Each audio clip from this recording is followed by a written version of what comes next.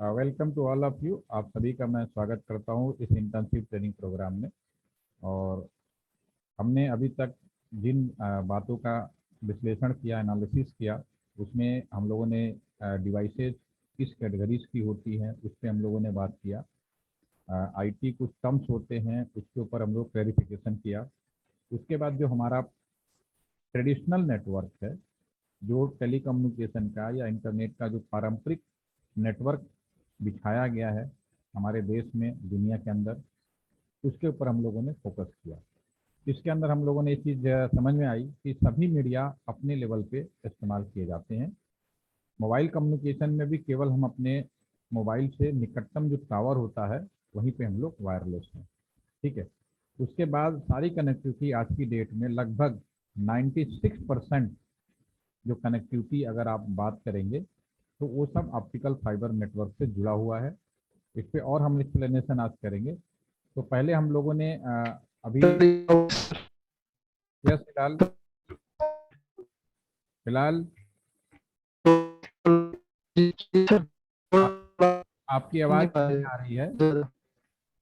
फिलहाल आपकी आवाज़ नहीं आ रही है। आप कृपया चैट में लिखें आप क्या कहना चाहते हैं, ठीक है ना।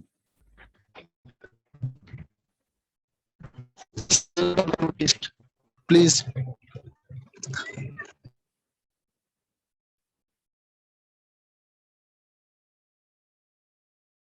आपकी आवाज़ Hilal, what are you saying, I can't understand. If any clarification, any request, any point, please write down in the chat box. Okay, आप please write down in chat box, ठीक है ना। ओके। और कोशिश करिए कि हम जो इस सेशन को रिकॉर्ड भी कर रहे हैं तो डेफिनेटली इसके क्वालिटी जितनी अच्छी होगी हम सभी के लिए अच्छा है, ताकि हम उसे बार बार सुन सकें। और नेक्स्ट टाइम मैं अगर कश्मीर यूनिवर्सिटी बच्चों को क्लास लूँ तो ये वीडियो मुझे पहले उनको दिखा दूँ, उसके बाद मैं फर्दर कुछ एड ऑन करूँ। तो आज हम पहले एक अपने लैब विजिट का एक वीडियो शेयर करते हैं कि जो एक वास्तव में जो लैब है, ध्यान से सुनिएगा, इसमें कुछ पॉइंट्स आएंगे उसको हम लोग क्लैरिफिकेशन करेंगे। जो लैब विजिट होगा उसके अंदर जो भी पॉइंट्स आएंगे हम लोग उसको वो करने वाले हैं, क्लैरिफिकेशन करने वाले हैं, तो उसके ऊपर हम लोग बात करेंगे, ठीक है। तो पहले आप इस वीडियो को देखिए। एक लैब विजिट है जो हमने अभी किया है। हमारे यहाँ का जो लैब है, जो रियल लाइव लैब है, उसके ऊपर हम लोग बात करेंगे, ठीक है। तो सबसे पहले बिना देर किए मैं इस वीडियो को शेयर करता हूँ, उसके बाद हम लोग आगे बात करेंगे। किसी भी टेलीफोन एक्सचेंज में जाएंगे तो हर टेलीफोन एक्सचेंज में जैसा कि मैंने आपको पहले बताया, एक तो आपका स्विच रूम होगा, एक एमडीएफ रूम होगा, एक ट्रांसमिशन रूम होगा और इन सबको चलाने के लिए पावर रूम होगा। ये इसकी जानकारी हमने पहले वीडियो में दिया था, इसका हमने पीपीटी भी आप लोगों को शेयर कर दिया। अभी आप एलटीटीसी के उस टेलीफोन एक्सचेंज में आए हैं जहाँ पे एलटीटीसी में जो लोग भी काम करते हैं, जो लोग भी रहते हैं, उनको यहीं से आपको टेलीफोन दिया गया है। क्योंकि ये यहाँ पे सिर्फ यहाँ पे लोगों को लिए दिया गया था, तो यहाँ 400-500 कनेक्शन से ज़्यादा ज़रूरत नहीं थी, ठीक है। तो यहीं पे सारी चीज़ें आपको मिल जाएगी, जैसा कि आप अभी हम खड़े हैं यहाँ के टेलीफोन एक्सचेंज पे। तो यहाँ पे आप इसी रूम के अंदर आप एक कमरा हमने स्विच रूम का बनाया हुआ है, एक कमरा हमने ट्रांसमिशन रूम का बनाया हुआ है, एक कमरा हमने एमडीएफ रूम का बनाया हुआ है, ठीक है। तो अभी मैं आपको एमडीएफ रूम से जैसे हमने शुरू किया था वहाँ से स्टार्ट करेंगे और सारा 1 बाई 1 तीनों रूम को हमको विजिट कराएंगे। तो सबसे पहले हम इधर आते हैं, हमारी लेफ्ट साइड में, इस साइड में आते हैं। ये हमारा एमडीएफ रूम है।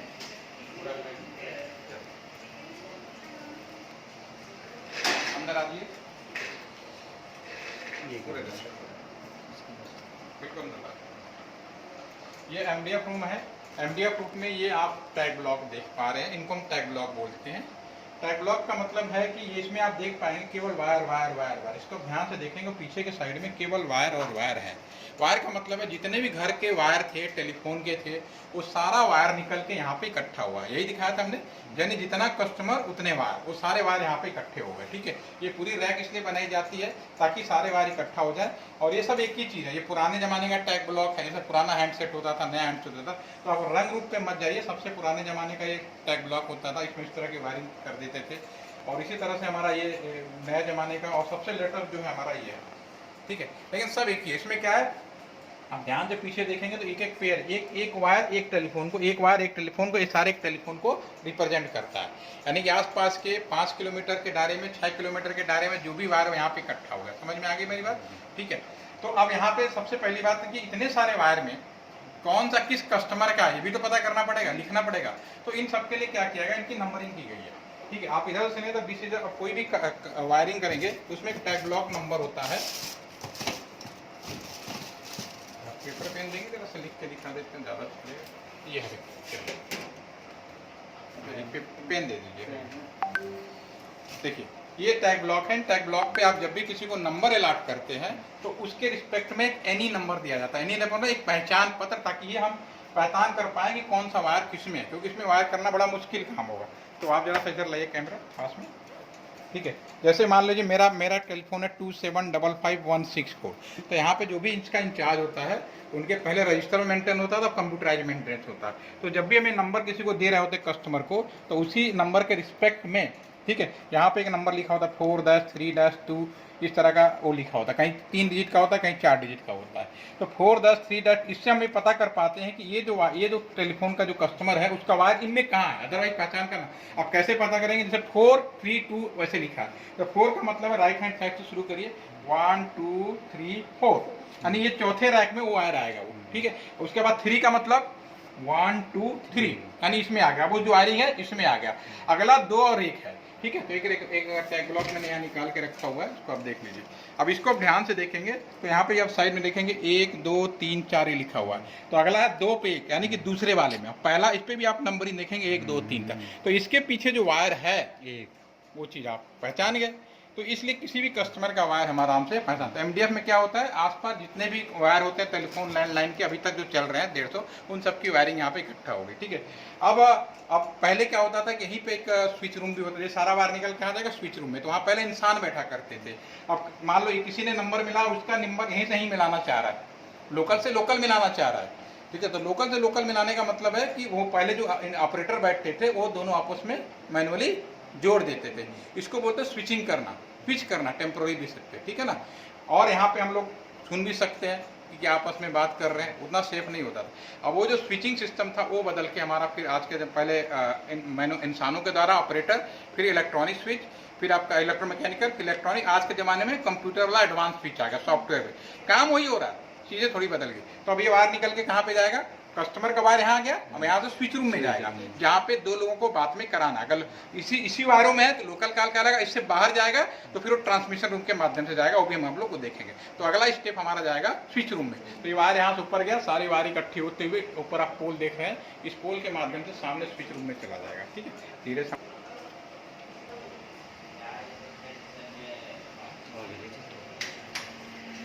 हमारा स्विच रूम में पीछे की तरफ आ जाइए तो ज़्यादा समझ में आएगा। स्विच रूम में जैसा कि मैंने आपको दिखाया था, स्विच रूम होता है, यहाँ पे जल्दी किसी को अलाउ नहीं किया जाता, क्योंकि अब चीज़ें खत्म हो रही है धीरे धीरे, तो ऑटोमेटिक नई चीज़ें हमारे पास में आ गई। आप सिक्योरिटी, तो हम लोग जब काम करते थे शुरू में, याद है इनिशियली जब हम लोग, तो nobody allow in the switch room, क्योंकि अब चूंकि चीज़ें से टेक्नोलॉजी बदल गई है, अब इनकी ज़रूरत नहीं है। ठीक है, इसकी जगह हम नए स्विच ला रहे हैं, IP स्विच। तो आप पीछे से थोड़ा आएंगे, दिखाता हूँ, कोई एक रैक मैं खोल के दिखा देता हूँ। ये जो वायर है वहां से MDF से होते हुए सारे कस्टमरों का वायर आ गया हमारे पास में। ठीक है, सारे कस्टमरों का वायर आ गया।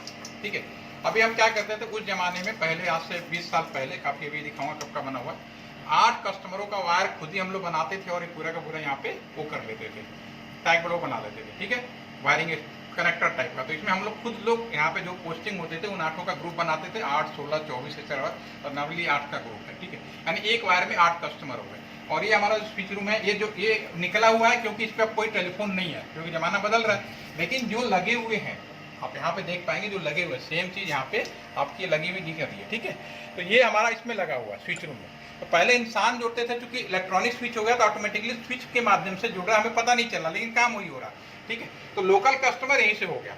ठीक है, अगर यहाँ का कस्टमर नहीं है तो शहर के मेन हिस्से में भेजेगा। आपको याद आ रहा होगा, जब लोकल नहीं होता तो फिर शहर का मेन डीटैच में भेजना था।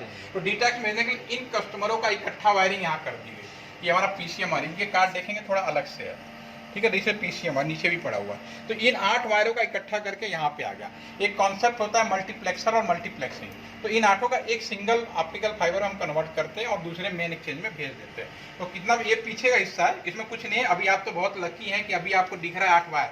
अब तो जैसे नए जमाने में इंटरनेट वाला आ गया तो उसमें आपको पता ही नहीं चले कब इकट्ठा हो रहा है, ठीक है ना। तो ये चीज़ें थोड़ी अपडेट हो रही है, ठीक है। तो ये अब इसको हम फ्रंट में देखते हैं। इसमें कुछ नहीं है, सारे वायर आए। अब जो काम हो रहा है प्रोसेसर है, लोकल का नहीं जोड़ देगा, नहीं है तो इनको उठा के इसमें भेज देगा। नहीं बोलेंगे पीसीएम कार्ड, क्या बोलेंगे, पल्स मोड। आज के जमाने में ये यूज होता है, हाँ? ये यूज हो रहा है, अभी भी हो रहा है, ये चल रहा है अभी, लेकिन आने वाले टाइम में और आईपी स्विच हो जाएगा तो भी आपको दिखाई नहीं देगा। सब सॉफ्टवेयर बेस में एक आईसी आएगी, आईसी के अंदर सारा काम, ये वायर सब गायब हो जाएगा। अभी तो आप पहले देखो, पहले जब ये वाला चीज नहीं था, ऑपरेटर बैठे थे तो आपको दिखाई दे रहा है ये मिस्टर ए मिस्टर बी से मिला रहा हाथ से। अब वो चीज हमें दिखाई नहीं दे रही, ये मशीन कर रहा है ऑटोमेटिक। अब ये वायर वाला भी काम खत्म होने वाला है, क्योंकि अब घर में एक ही पेड़ से सारे लोग हम लोग जुड़ जाते हैं, ठीक है। जब आप मोबाइल से हॉटस्पॉट बनाते हो ना, कहाँ दिखता है, लेकिन काम वैसे ही हो रहा है। ये नहीं कि काम कोई बदलाव हो जाएगा, ठीक है। अभी हम फ्रंट से देखते हैं, पीछे देखने में आपको ऐसे दिखाई देगा। ये वाला दिखा दो, ये हमारा 99 6 सितंबर 99 का हुआ। ये कितना पुराना हो गया, 21-22 साल पुराना लगा है, तब कितनी बड़ी चीज रही होगी,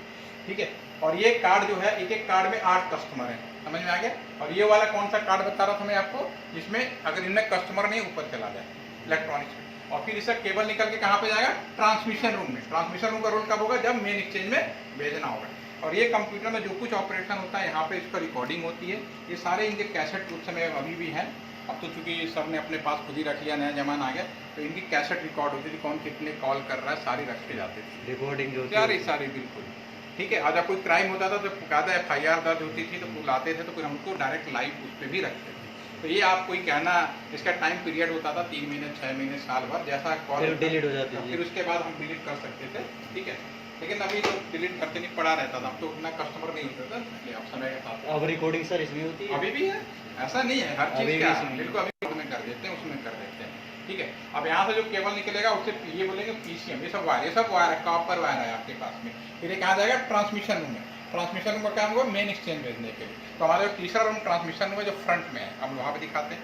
यहाँ कोई क्वेश्चन सर, इसकी लाइट आजी ले लीजिएगा भी करा देंगे। ये हमारा ट्रांसमिशन रूम है। अब यहाँ पे क्या है, ये जो वायर है, एक वायर है, ठीक है ना।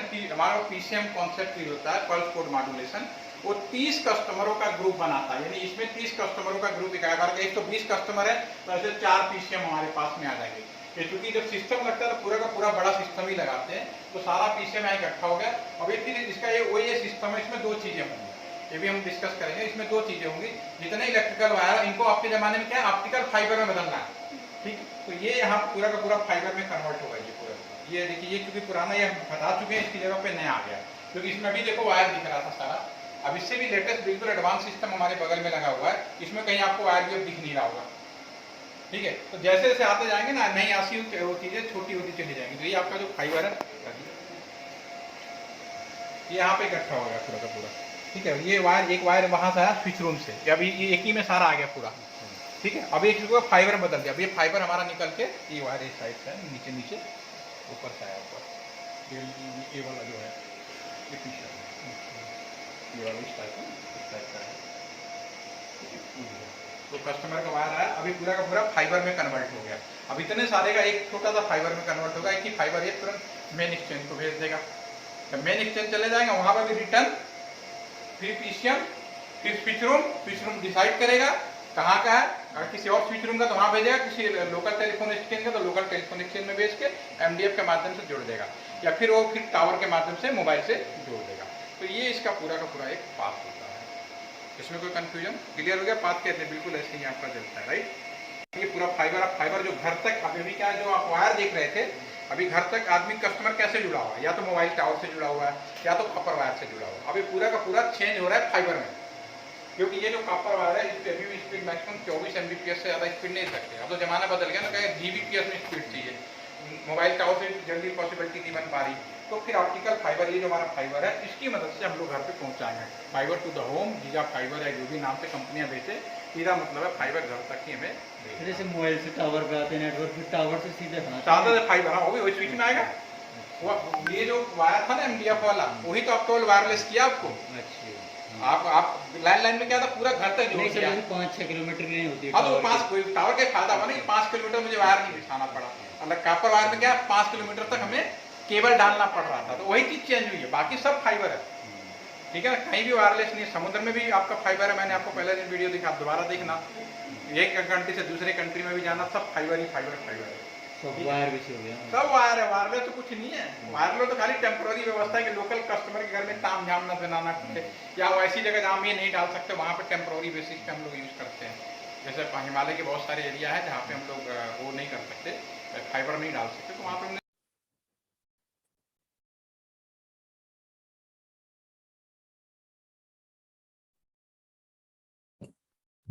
हाँ, ओके। यह एक लैब विजिट था, ये हमने ऑनलाइन ट्रेनिंग के दौरान ही आप सभी के लिए बनाया था। तो जो हमने कल डिस्कशन किया उसी के ऊपर ये पूरा बनाया हुआ है। एक बार आप इसको, इस वीडियो ये रिकॉर्ड शेयर कर रहे हैं, इसमें भी होगा, एक अलग से भी लिंक मैं आपको शेयर कर दूंगा। उसको दोबारा सुनिए और समझने की कोशिश कीजिए। इसमें कुछ पॉइंट्स आए हैं, आज हम उस पहले उस पॉइंट को डिस्कस कर लेते हैं, फिर हम उसके आगे बढ़ेंगे, ठीक है ना। तो इसमें यस सागदेव,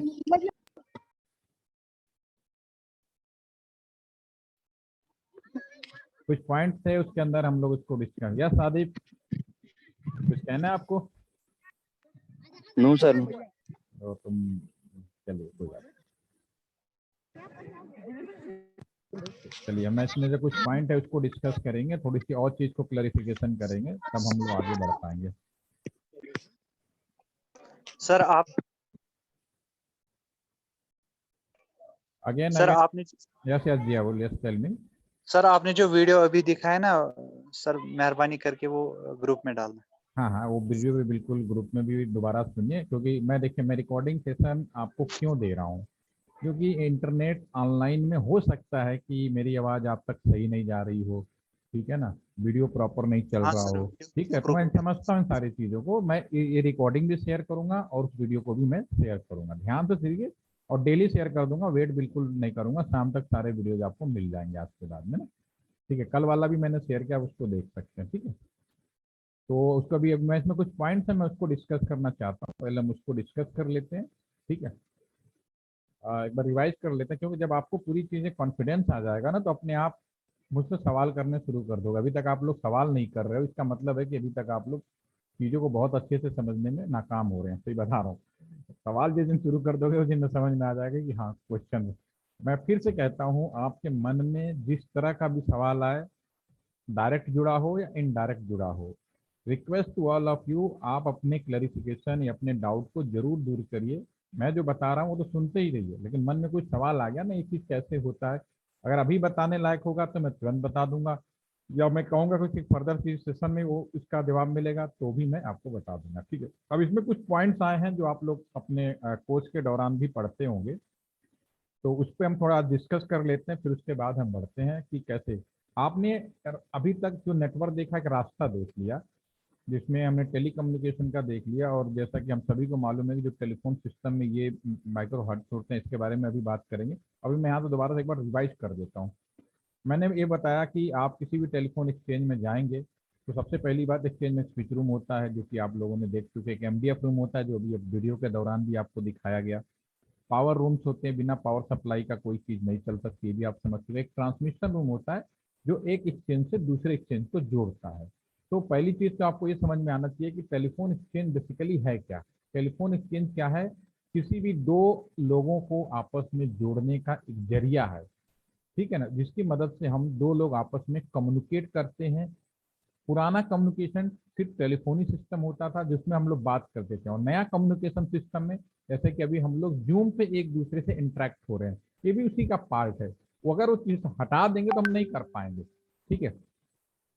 तो ये सब ट्रांसमिशन सिस्टम हो। इसके बाद हमने लोकल और ट्रंक का डिस्कशन किया था, ठीक है। तो लोकल कॉल भी आपको समझ में आ गया, अगर सेम स्पीच रूम में होगा that is the local call. एक आपको बड़ा इंटरेस्टिंग फैक्ट बताता हूँ, तो आपको भी बड़ा थोड़ा सा समझ में आएगा कि मैं क्या कहना चाह रहा हूँ।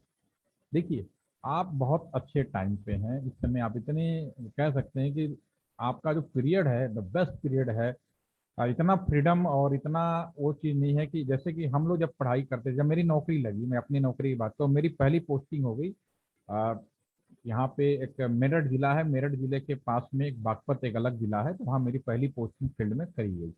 तो मैं वहाँ पे जब फील्ड में गया तो फील्ड में वहाँ दो तरह के लोगों की पोस्टिंग ज़्यादातर होती थी। एक तो जो नए होते थे, जो newly joined in the department, और कुछ दूसरे जिन्हें पनिशमेंट मिलता था। मतलब कुछ एरिया ऐसे होते हैं ना कि भाई ये एरिया ऐसे लोगों को भेज दो, ये कोई काम धाम नहीं कर रहे या उनके साथ कोई गलती कर दी या गलती हो गई तो उनको वहाँ पे एज ए पनिशमेंट वहाँ पे भेज दो। दूसरे नए लोग, हम जैसे लोग, कि इन लोग नए आए हैं, नौकरी मिलने की खुशी में इन्हें कहीं भी पोस्ट कर दो, दे आर वर्किंग, उनमें कोई टेंशन नहीं है। तो वही चीज़ हम लोग नए थे, तो 5 लोग थे वहाँ पे, हम लोग पोस्ट हो गए।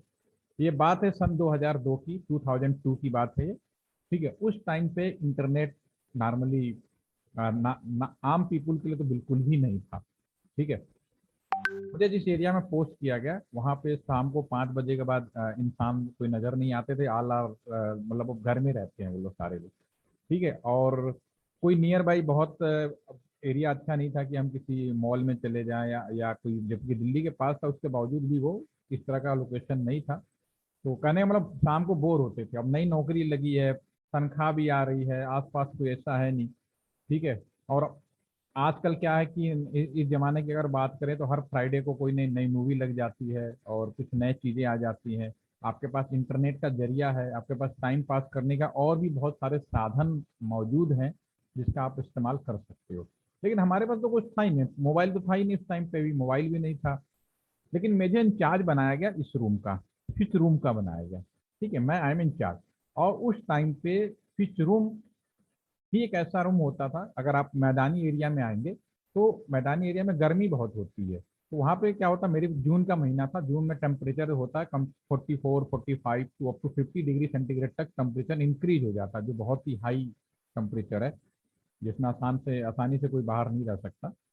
तो कुछ रूम होते हैं जहाँ पे एसी लगाए जाते हैं, तो जो स्विच रूम था वहाँ पे एसी लगाया जाता था, सबके घरों में नहीं होता था एसी, कूलिंग सिस्टम होता था, तो लगाया जाता था। तो वहाँ पे हम लोग चूंकि कुंवारे थे तो कोई शादी वादी थी नहीं, घर से दूर, मैं घर से करीब 1000 किलोमीटर दूर यहाँ पे जॉब लगा था और खुशी के मारे रह रहे थे। तो हम लोगों ने क्या किया ना, एक्सचेंज के अंदर ही सोना शुरू कर दिया। इतनी गर्मी थी हम बाहर सो ही नहीं सकते, यहीं सोते रहते थे। पहला दिन चलो घूम लिया, एक मूवी भी देख ली। अब जैसे 3-4 दिन हो गए ना तो हम लोग का टाइम नहीं कट रहा था, क्योंकि आज की तरह नहीं कि इंटरनेट है हमने खोला और इंटरनेट देखना शुरू कर दिया है, टेलीविजन देखना, ऐसा नहीं था हमारे पास में। तो फिर कैसे करें, कैसे अपना टाइम पास करें। तो मैं यहाँ पे सोता था, और इस पिच रूम में कोई दूसरा वादी अलाउ नहीं था, नो बडी अदर पर्सन अलाउ। एक दिन क्या हुआ, मेरे दिमाग में एक बात आ गई कि भाई जितने लोग बात करते हैं ना, उनको तो ये स्विचिंग सिस्टम है ना, उसी के थ्रू तो जोड़ा जा रहा है। ठीक है, जैसा कि मैंने आपको कल एक्सप्लेन किया था। ठीक है, तो अब मेरे दिमाग में क्या खुरापात आ गई कि अरे यार, एक काम किया मैंने, यहाँ पे जो लोग बात करते हैं ना, यहाँ पर मैंने स्पीकर लगा दिया। और यहाँ पर अगर मैं स्पीकर लगा दूं तो मुझे पता नहीं चलेगा, कि दो लोगों को पता नहीं चलेगा कि ये लोग, इनकी बात कोई सुन रहा है। स्विच रूम में फैसिलिटी पॉसिबल है। ठीक है, और हमारे दिमाग में बात आ गई और हमने वहाँ स्पीकर लगा दिया। मुझे इस बात का 2.5 साल, 2.5 ईयर मैंने वहाँ पर जॉब किया, और 2-2.5 साल मेरे कैसे निकल गए मालूम नहीं चला, क्योंकि मुझे इस बात का पता है। कुछ लोग होते थे रात में कोई झगड़ा कर रहा है, कोई और बातें कर रहा है, हर तरह के लोग थे, और मुझे इस बात का पता चल गया था कौन किस बजे क्या बातें करता है। और जैसा मूड होता था हम स्पीकर उसके सामने लगा देते थे और पूरी रात हमारी आराम से निकल जाया करती थी। ठीक है, तो मैं इसलिए कह रहा हूँ कि रास्ता पास ही जब कोई चीज अगर आप सोचते हैं कि मैं मोबाइल में छुप गया हूँ, मेरी कोई बात नहीं सुनेगा, ऐसा कुछ नहीं है। ये सब पॉसिबल है क्योंकि रास्ता इंसान के बनाया हुआ है, और रास्ते के बीच बीच में कहीं ना कहीं पॉइंट बने हुए हैं, जिसे आप आपके टेक्नोलॉजी में बोलते हैं हॉप बोलो, नो बोलो, कुछ भी नाम दो, अलग मैटर है। तो वो सब बोला जाता है, लेकिन कहीं ना ये पॉसिबिलिटीज है, लेकिन आसान नहीं है। आज की डेट में सिक्योरिटी इतनी ज़्यादा बढ़ा दी गई कि कोई भी आसानी से इस बातों को बिना परमिशन का, बिना इंस्ट्रक्शंस का, बिना जब तक आपको वो न दिया जाए, परमिट न किया जाए प्रॉपर तरीके से, आप किसी की बातों को सुन नहीं सकते, रिकॉर्ड नहीं कर सकते, ये इलीगल है। ठीक है, लेकिन पहले इतनी चीज़ें वो नहीं थी, खतरनाक नहीं होती थी, पहले सब लोग नॉर्मल बात करते थे। ठीक है, तो अभी मेरे कहने का मतलब है कि आज भी आप जो हम लोग कर रहे हैं ना, मैं बात कर रहा हूँ, आप बात कर रहे हो, तो बड़ा सीक्रेट है, ये सब कहने की बातें हैं। अगर आदमी फाइंड आउट करना चाहेगा तो हर चीज वो फाइंड आउट कर सकता है, फ्लो के बारे में जानकारी। ठीक है, अब इसमें मैं जब मैं स्पीच रूम में था तो इसमें मैंने 2-3 शब्द आपके सामने बोले। क्या क्या शब्द बोले मैं यहाँ पे लिखूंगा और चाहूंगा कि आप लोग भी आपकी जो जानकारी है उसके हिसाब से मुझे पहले एक्सप्लेन करें, फिर मैं एक्सप्लेन करता हूँ। इसमें एक शब्द बड़ा इस्तेमाल किया मैंने, 2-3 शब्द से। एक तो मैंने शब्द इस्तेमाल किया इसमें मल्टीप्लेक्सर का, दूसरा शब्द इस्तेमाल किया था हमने मल्टीप्लेक्सिंग का, जो थर्ड हमारा जो वर्ड थे पीसीएम का। ठीक है ना, तो आज पहले हम इस पे फोकस करेंगे फिर आगे बढ़ेंगे। मैंने आपके स्क्रीन पे मल्टीप्लेक्सर और मल्टीप्लेक्सिंग लिखा है। ठीक है, तो आज कौन अनम्यूट होना चाहेगा या फिर मैं नाम बोलूं और भी देखते हैं। एनीवन, आप इसको आंसर दिए चैट में जरूर दीजिए। मैंने कल भी बोला था कि आपकी अटेंडेंस जो चैट में जो लिखेंगे उसके आधार पे की जाएगी, तो आपने से अभी तक किसी ने कुछ लिखा नहीं है तो प्लीज अपना लिखते रहिए। मैं अब आज किसको बोला जाए भाई, कौन करेंगे? सर मल्टीप्लेक्सर हम एक्चुअली यूजुअली डिजिटल इलेक्ट्रॉनिक्स में यूज करते हैं। इसको हम बोलते हैं मनी टू वन सर्किट, हम बोल सकते हैं इसको सर। ठीक है आकिब, मैं आपकी बातों को एक बार एक्सप्लेन करता हूँ। आकिब ने बोला, आपने बोला कि मल्टीप्लेक्सर एंड मल्टीप्लेक्सिंग, मैं दोनों की अगर बात करूं तकनीकी भाषा में तो दोनों में एक चीज तो सही है कि मेनी इनपुट सिंगल आउटपुट। ठीक है ना, जैसे कि अभी ओवेज भी लिख रहे हैं multiple input in the single output. तो मल्टीप्लेक्सर और मल्टीप्लेक्सिंग अगर हम क्या कोई बोले तो पहला सवाल आप पूछता हूँ थोड़ा सा, क्या दोनों एक ही हैं या अलग अलग हैं? आप बताइए आप। यस सर मल्टीप्लेक्सर हम बोल सकते हैं it's a device and multiplexing is a process. अच्छा, चलिए अभी आप सही हैं या गलत हम अब एक्सप्लेन करेंगे। और कौन लोग हैं जो आकिब की बात से सहमत हैं? जन्नत? Yes sir. हाँ आप बताएं। सर जो आकिब ने बोला जैसे मल्टीप्लेक्सर जो है वो एक डिवाइस है और मल्टीप्लेक्सिंग एक प्रोसेस है। मल्टीप्लेक्सर एक डिवाइस है जो अलाउ करती है एक या एक से ज्यादा स्पीड एनालॉग या डिजिटल इनपुट्स को जो सिलेक्ट हो। अच्छा, तो मतलब आपके कहने का मतलब है कि डिवाइस और प्रोसेस का वर्ड डिफरेंस है। ठीक है ना, फैजल भी आपने भी यही लिखा है। ठीक है, डेटा सेलेक्टर ये थोड़ा सा, विराज भी आप यही लिखे हैं, multiplexer is the technique use to the combine and send the multiple data stream over a single step. Okay ठीक है, चलिए अब मैं आपको एक बात बताता हूँ। दोनों में नो डाउट जो आप लिख रहे हैं कॉपी में लिखेंगे तो डेफिनेटली अगर मैं बोलूंगा भी तो यही बोलूंगा, many input single output. Okay, no doubt. लेकिन अगर फील्ड में ये बात जब मैं भी पढ़ता था ना तो मुझको भी लगता था, क्या लगता था कि बोथ आर द सेम, एक को डिवाइस को बोलते होंगे, एक को प्रोसेस के बोलते होंगे। ठीक है ना, ये मेरे मेरे माइंड में, आपकी गलती नहीं है, हम सबके लिए हो, क्योंकि हम चीज़ों को क्रिटिकल नहीं देखा। जब बुक्स में जब लिखेंगे कॉपी के अंदर, अगर अपने कॉपी के अंदर आप लिखते हो मेनी इनपुट सिंगल आउटपुट तो डेफिनेटली तो एक ही जैसा है।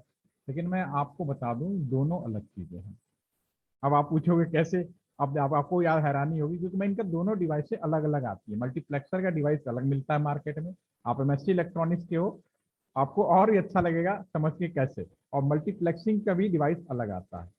मल्टीप्लेक्सर जब भी आपने पढ़ा होगा, जब भी मल्टीप्लेक्सर की बात रही होगी और आप इसके बारे में जो भी जानते हैं तो हमेशा आपने पढ़ा होगा 2x1।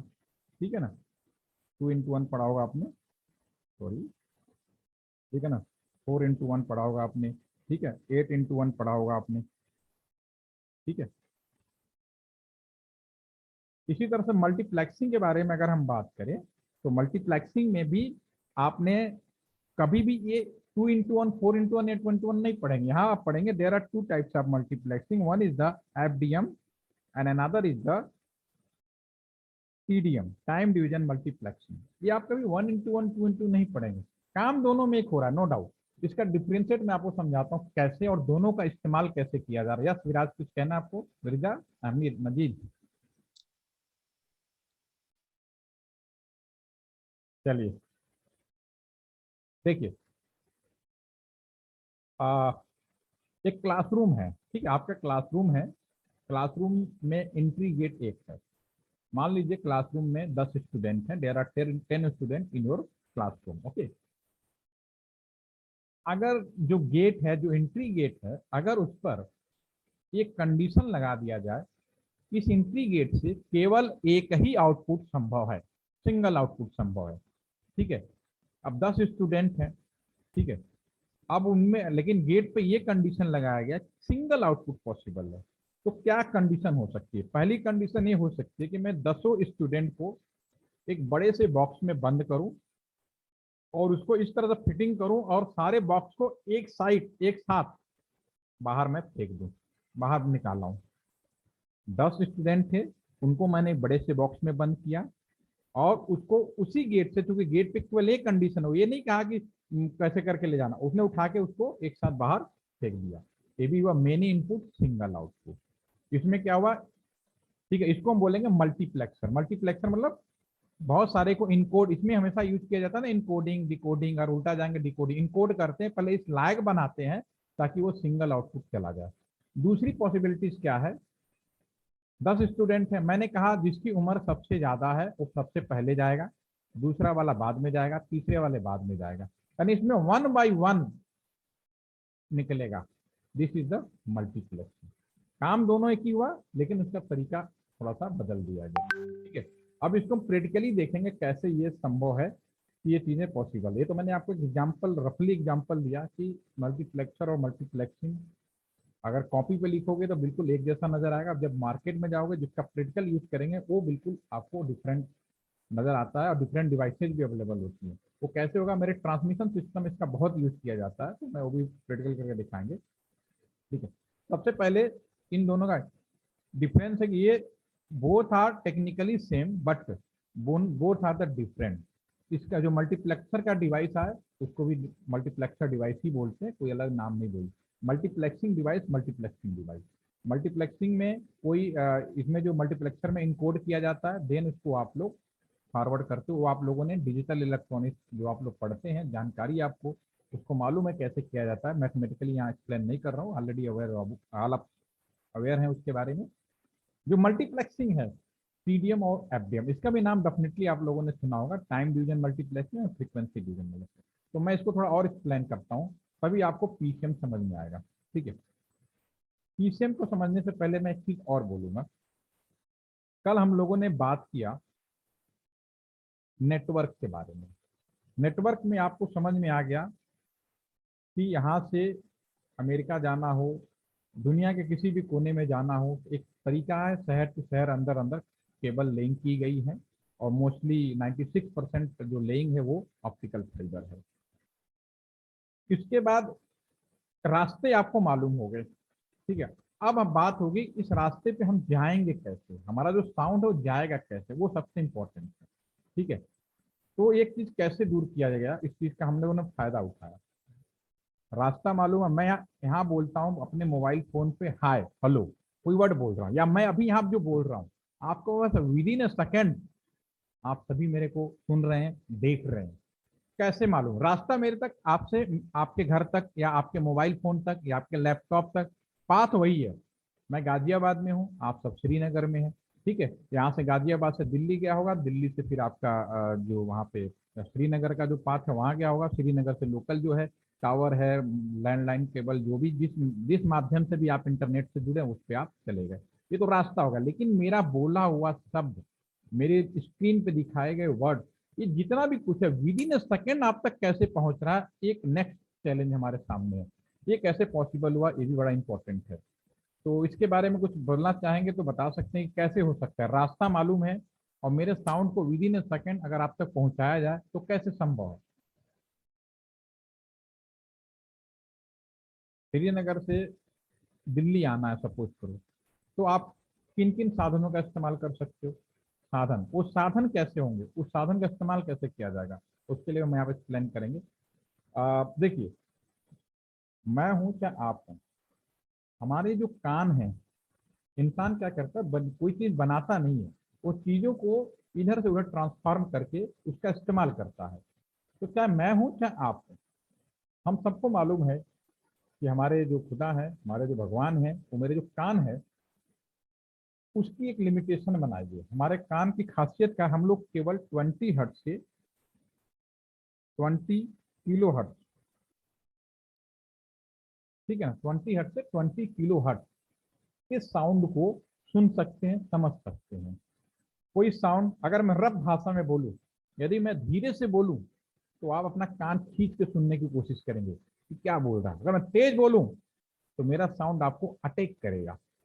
तो इसका सीधा अर्थ है कि जो हमारा साउंड होता है, यानी जो आवाज होती है, जो वॉइस है, ठीक है ना, वो आपका डायरेक्टली जो होता है स्पीड पे डिपेंड करता है। अगर वॉइस तेज होगा तो स्पीड बढ़ेगी।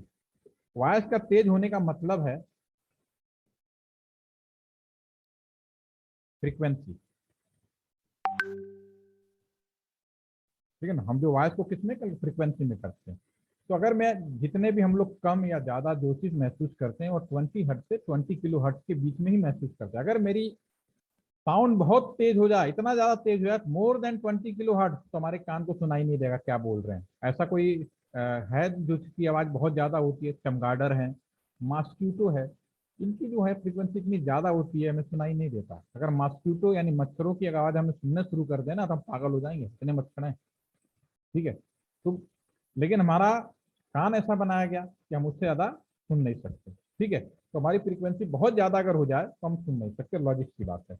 लेकिन फ्रीक्वेंसी बढ़ेगा तो स्पीड भी बढ़ेगा, सीधी सी बात है। अब इस चीज का हम लोगों ने एडवांटेज लिया। क्या एडवांटेज लिया? जो एक आवाज जो हम सुन नहीं सकते, अगर मैं इसमें बहुत ऊंची आवाज, वेरी हाई फ्रीक्वेंसी, कहने का मतलब है कि एक बाल्टी पानी में एक ड्रॉप कुछ भी और मिला दो आप, ओवरऑल पानी ही रहेगा, कोई बदल नहीं जाएगा वो, ठीक है ना। तो उसी तरह समझिए कि मेरा जो साउंड है केवल एक ड्रॉप के समान है। अगर इसमें बहुत ऊंची आवाज जो मुझे सुनाई नहीं देगा मिला दिया जाए तो इसकी स्पीड हम लोग बढ़ाकर करीब, इसकी जो स्पीड है जो बढ़ाकर हम लोग कर देते हैं लाइट की स्पीड के बराबर, यानी कि 3 इंटू 10 के पावर जो है आपका 10 के पावर 8, ये है ना लाइट की स्पीड, मीटर पर सेकेंड। ओके, लाइट यानी अपनी आवाज में कोई बहुत ऊंची आवाज मिला दो, स्पीड बढ़ जाएगी, इतनी ज्यादा बढ़ जाएगी और लाइट की स्पीड के बराबर हम लोग इसको कर लेते हैं। इसलिए 1 सेकेंड में ये बन गया आपका 3 लाख किलोमीटर। जैसे मेरा मोबाइल फोन है, रास्ता वही है, लेकिन मैं अपनी आवाज को विद इन सेकेंड दूसरे एंड पे पहुंचाना चाहता हूँ। तो यहाँ पे मेरे मोबाइल फोन में, आपको समझने के लिए बता रहा हूँ, यहाँ मोबाइल फोन में ऐसे डिवाइस लगे हैं, कुछ डिवाइसेज ऐसे होते हैं जो ऑटोमेटिक फ्रीक्वेंसी जनरेट करते हैं। आप सब इलेक्ट्रॉनिक्स के मालूम है कि कौन से ऐसे डिवाइसेज हैं जो ऑटोमेटिक फ्रीक्वेंसी जनरेट करते हैं? ऑसिलेटर। ऑसिलेटर क्या होता है? ऑटोमेटिक। कुछ ऑसिलेटर जैसे भी डिवाइसेज बना दी गई हैं जो ऑटोमेटिक फ्रीक्वेंसी जनरेट करते हैं, ठीक है। वो यहाँ पे लगा होता है, उसकी फ्रीक्वेंसी बहुत ज्यादा जो हमें सुनाई नहीं दे रहा। मैं जैसे बोल रहा हूँ मेरी आवाज इस मोबाइल के अंदर फ्रीक्वेंसी से मिक्स हो रहा है और with in A second 3 lakh kilometre पर सेकेंड दूसरे एंड पे चला गया।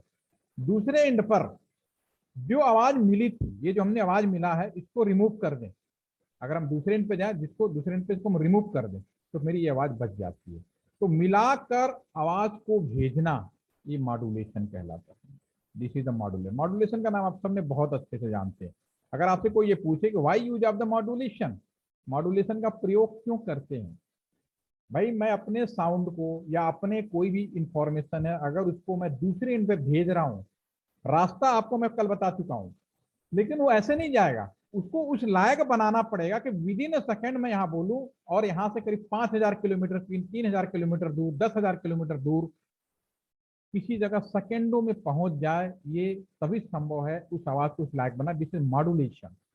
अब दूसरे एंड पे जो आवाज मिलाई थी उसको रिमूव कर दीजिए, डीमॉड्यूलेशन। तो मॉड्यूलेशन का प्रयोग इसलिए किया जाता है ताकि विद इन ए सेकेंड अपने साउंड को लंबी दूरी भेज सकें, ठीक है। पहला रीजन है, और आपने पढ़ा भी होगा, खूब पढ़ते होंगे। मॉड्यूलेशन, दूध में चीनी मिलाना है, दूध में चीनी कैसे भी मिला सकते हो? दूध में चीनी कैसे मिला सकते हैं? कुछ लोग चम्मच से मिला सकते हैं, चम्मच नहीं है 2 गिलास को ऊपर ऐसे करके मिला सकते हैं, आपस में फोल्ड कर दीजिए। वो भी नहीं है तो गैस पे गर्म कर दीजिए तो भी मिल जाएगा।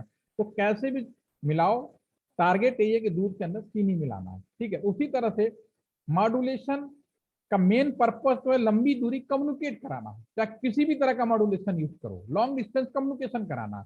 ठीक है। और इसके बहुत सारे पॉसिबिलिटीज आज तक हमारे पास में, AM, FM, ठीक है ना, आपने सारे नाम सुने होंगे। ठीक है, इसके बाद आपका PM है, ठीक है, और भी है आज के डेट में PCM, पल्स कोड मॉड्यूलेशन, जो बहुत ही की जाती है। इसके अलावा अब जो नए जमाने का मॉड्यूलेशन है, जैसे हम लोग अभी जूम पे बातें कर रहे हैं, ठीक है, आपस में कम्युनिकेट कर रहे हैं, तो ये जो मॉड्यूलेशन है इसके पास में आपका DM मॉड्यूलेशन है, delta modulation, DMT discrete multitone modulation, ठीक है ना, ADM एडाप्टिव डेल्टा मॉड्यूलेशन। समय के साथ इनके तरीके बदले जा रहे हैं, लेकिन उद्देश्य यही है, एम यही है कि अपने साउंड को या अपने मैसेज को दूसरे रिमोट पे कैसे दें। ठीक है, और भी बहुत बीच में इसके पहले एक मॉड्यूलेशन और भी शुरू हुआ था, डिजिटल मॉड्यूलेशन, आपने पढ़ा होगा, ASK, ASQ, FSQ, ये सब भी आपने पढ़ा ही होगा। ठीक है ना, तो ये तरीके पे मतलब उद्देश्य ये होता है कि मॉड्यूलेशन का मेन पर्पज ये होता है। कम्युनिकेशन के क्षेत्र में, टेली कम्युनिकेशन के क्षेत्र में एक मॉड्यूलेशन आया, पल्स कोड मॉड्यूलेशन, जिसने कम्युनिकेशन का पूरा इतिहास बदल दिया। पहले लोग नहीं सोच सकते थे कि हम लोग इतने आसानी से एक दूसरे को नंबर डायल करेंगे, बात कर देंगे। उसके बाद आया डिजिटल मॉड्यूलेशन, FSK, FSQ वाली जो आए, और अब आ रहे हैं ADM मॉड्यूलेशन आ गए। ये मॉड्यूल अब ADM तो इतना ही चेंज कर दिया कि एक ही टाइम पे हम लोग साउंड, पिक्चर, वीडियो सारी चीजें भेज पा रहे हैं। ठीक है, तो ये तरीका टेक्नोलॉजी है, टेक्नोलॉजी बुक में आप पढ़ेंगे इनको कैसे किया जाता है, ये सब आपको कॉलेज में भी पढ़ाया जाएगा, पढ़ते होंगे, जानते भी होंगे, गूगल बाबा से भी ढूंढ सकते हैं, कोई बड़ी चीज़ नहीं है। ठीक है, तो मैं इसमें नहीं, मेरा बस इतना है कि मॉड्यूलेशन पे, पल्स मॉड्यूलेशन कैसे काम करता है वो जरूर जानना चाहेंगे, क्योंकि हम लोगों ने टेलीफोन एक्सचेंज में आपको कल ये तो मैंने बताया कि सारे कस्टमर, आसपास के 5-6 किलोमीटर के जितने भी कस्टमर है, या मोबाइल टावर पे भी जितने भी कस्टमर है, सारे इकट्ठा होते हैं। लेकिन जब एक एक्सचेंज से दूसरे एक्सचेंज में जाते हैं, आगे मैं PPT पे ले जाता हूँ तब आपको समझ में आएगा।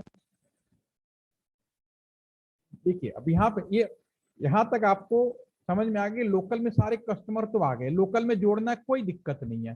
ठीक है ना, मैंने आज वीडियो भी, लैब विजिट में भी मैंने आपको इस बात का एक्सप्लेनेशन दिया। ठीक है, लेकिन जब यहाँ इस चेन से हम आगे की तरफ जाते हैं तो केवल एक pair fibre, only one pair fibre से पूरे के पूरे कम्युनिकेशन हो जाता है। एक पेयर फाइबर से पूरे देश का कम्युनिकेशन हो जाता है। आपके एक पेयर फाइबर से, एक पेयर समझ रहे हैं, आपके पूरे कश्मीर का कम्युनिकेशन हो सकता है और होता है। एक पेयर से ये पॉसिबल है मॉड्यूलेशन की वजह से। मॉड्यूलेशन में मल्टीप्लेक्सर और मल्टीप्लेक्सिंग जो अभी हम बात कर रहे हैं, इन दोनों का कॉम्बिनेशन यूज किया गया है, तब जाके यानी 3 चीजें हो गई, मल्टीप्लेक्सर, मल्टीप्लेक्सिंग एंड मॉड्यूलेशन। इन तीनों का कॉम्बिनेशन जब हम इकट्ठा करते हैं, हम अपने इंसानी दिमाग का इस्तेमाल करते हैं, जब इन तीनों को मिलाते हैं, तब ये पॉसिबल है कि एक आपका एक पेयर फाइबर यानी एक जाने के लिए और एक आने के लिए पूरा का पूरा कम्युनिकेशन संभव हो जाएगा। इसको मैं उसके माध्यम से समझाने की कोशिश करूंगा। पहले मैं पल्स कोड मॉड्यूलेशन को थोड़ा और एक्सप्लेन कर दूं ताकि आपको समझ में आ जाए। ठीक है, यहाँ तक तो आपका हो गया, इसको जरा सा क्लीन कर देते हैं, उसके बाद हम लोग आगे बढ़ेंगे। ठीक है, तो पहली चीज ये हो गई कि लंबी दूरी का कम्युनिकेशन करना है, मॉड्यूलेशन चाहिए। और तभी हम लोग क्या कहते हैं, जब हम अपनी आवाज को दूसरी जगह भेज रहे हैं तो डेफिनेटली जो आवाज मिला रहे हैं उसका हम लोग नाम देते हैं, क्या देते हैं, कैरियर सिग्नल। होपफुली कि आपको अवेयर होंगे इस बात से। कैरियर क्यों बोला, क्योंकि हमारी आवाज को, हमारे मैसेज को वो लेकर एक जगह से दूसरी जगह ले जा रहा है, इसलिए हमने उसको कैरियर बोला है। ठीक है ना, दूसरे एंड पे अपनी आवाज में कोई डिस्टर्ब, जैसे एम्पलीट्यूड मॉड्यूलेशन की डेफिनेशन आप लोग क्या करते हो, अगर लिखने की बात की जाए तो क्या लिखते हो कि कैरेक्टर आप एम्पलीट्यूड, आप जो भी मैसेज, जो कैरियर सिग्नल है उसको बदला जाता है किसके अकॉर्डिंग, मैसेज सिग्नल। क्योंकि मैसेज सिग्नल आप नहीं बदल सकते, क्योंकि जो चीज आपको भेजनी उसको बदल दिया तो दूसरे को कुछ और सुनाई दे देगा। ठीक है, तो यहाँ पे कैरियर, इसीलिए कैरियर सिग्नल का आपने लिखते हैं कि amplitude of the carrier signal change according to the message signal के एम्पलीट्यूड से, इसलिए आपने AM नाम दे दिया। तो तरीका है, लेकिन बदलते किसको है, कैरियर सिग्नल का। ये कंपटीशन में बहुत सारा बार पूछा जाता है और आप खुद अब समझ चुके होंगे मेरे एक्सप्लेनेशन से। और डाउट हो रहा दोबारा इस वीडियो को देखिएगा, रिकॉर्डिंग सेशन को। अब हम बात करेंगे पल्स कोड मॉड्यूलेशन कैसे काम करता है, क्योंकि ये टेलीकम्युनिकेशन का एक हिस्ट्री बदला। उसके बाद अब जो नया मॉड्यूलेशन है उसने बदले 3 बार चेंजेज हुए। ठीक है, पहले क्या परेशानी होती थी, अभी क्या परेशानी होती है, अभी आपको थोड़ी सी समझ में आ जाएगा नेक्स्ट लाइन पे जब मैं बोलना शुरू करूंगा।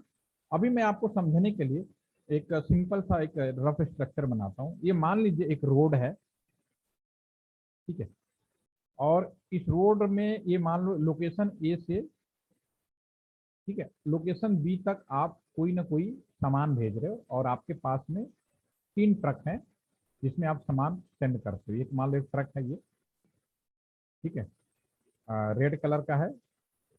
एक ट्रक है आपका, यहाँ पे मान लेते हैं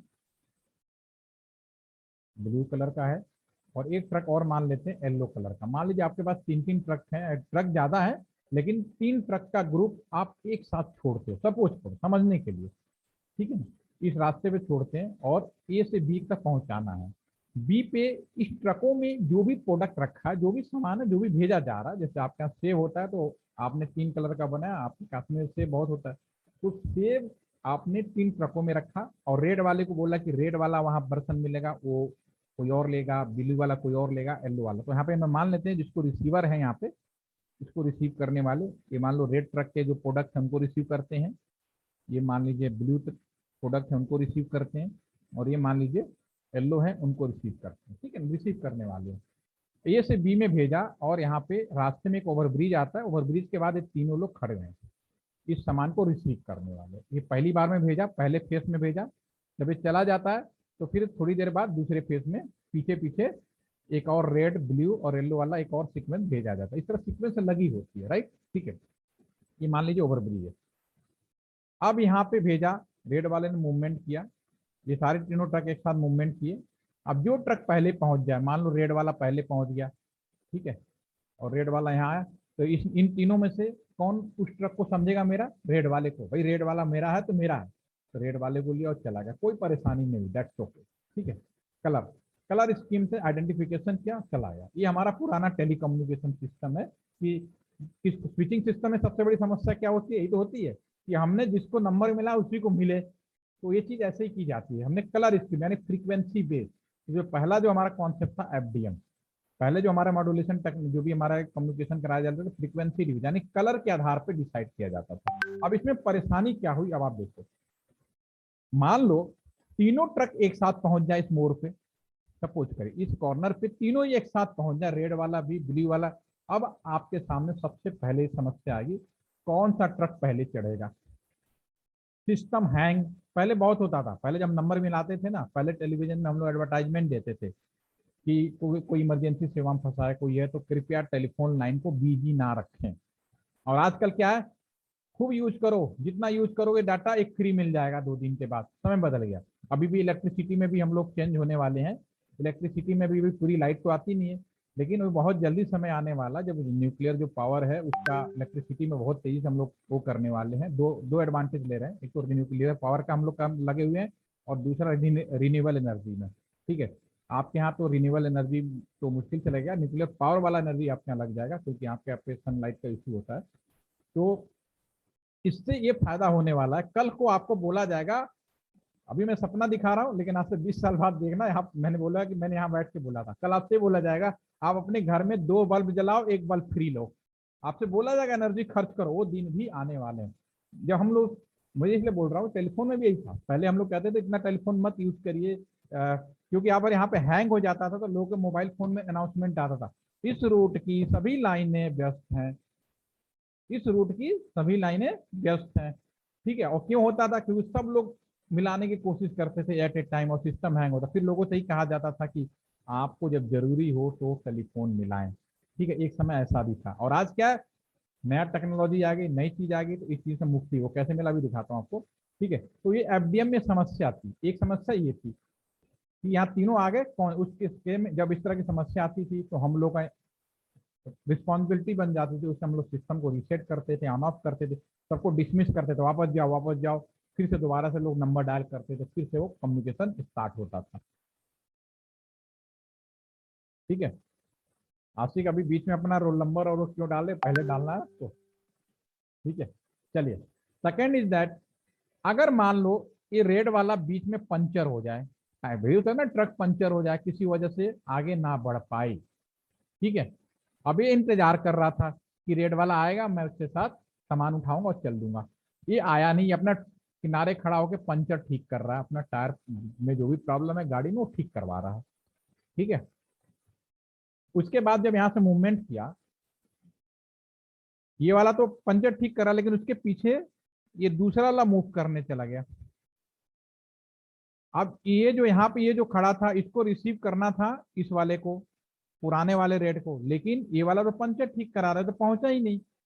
ये वाला तब तक थोड़ी, क्योंकि काम इतना जल्दी हो रहा होता है, दूसरा ट्रक का ग्रुप चल गया और यहाँ पे रेड वाला आया, इसको रिसीव करना था इसको, लेकिन उसने रिसीव एक कर लिया। तो ऐसा बहुत होता है कि हमने नंबर किसी को डायल किया, किसी और को मिल गया, ठीक है। क्रॉस कनेक्शन ये हमारे पुराने सिस्टम में, अभी भी मोबाइल का जो 3G टेक्नोलॉजी है वो सब अभी इसी सिद्धांत पे, क्योंकि 3G जो मोबाइल है वो TDM में और FDM में दोनों कॉन्सेप्ट पे काम करता है।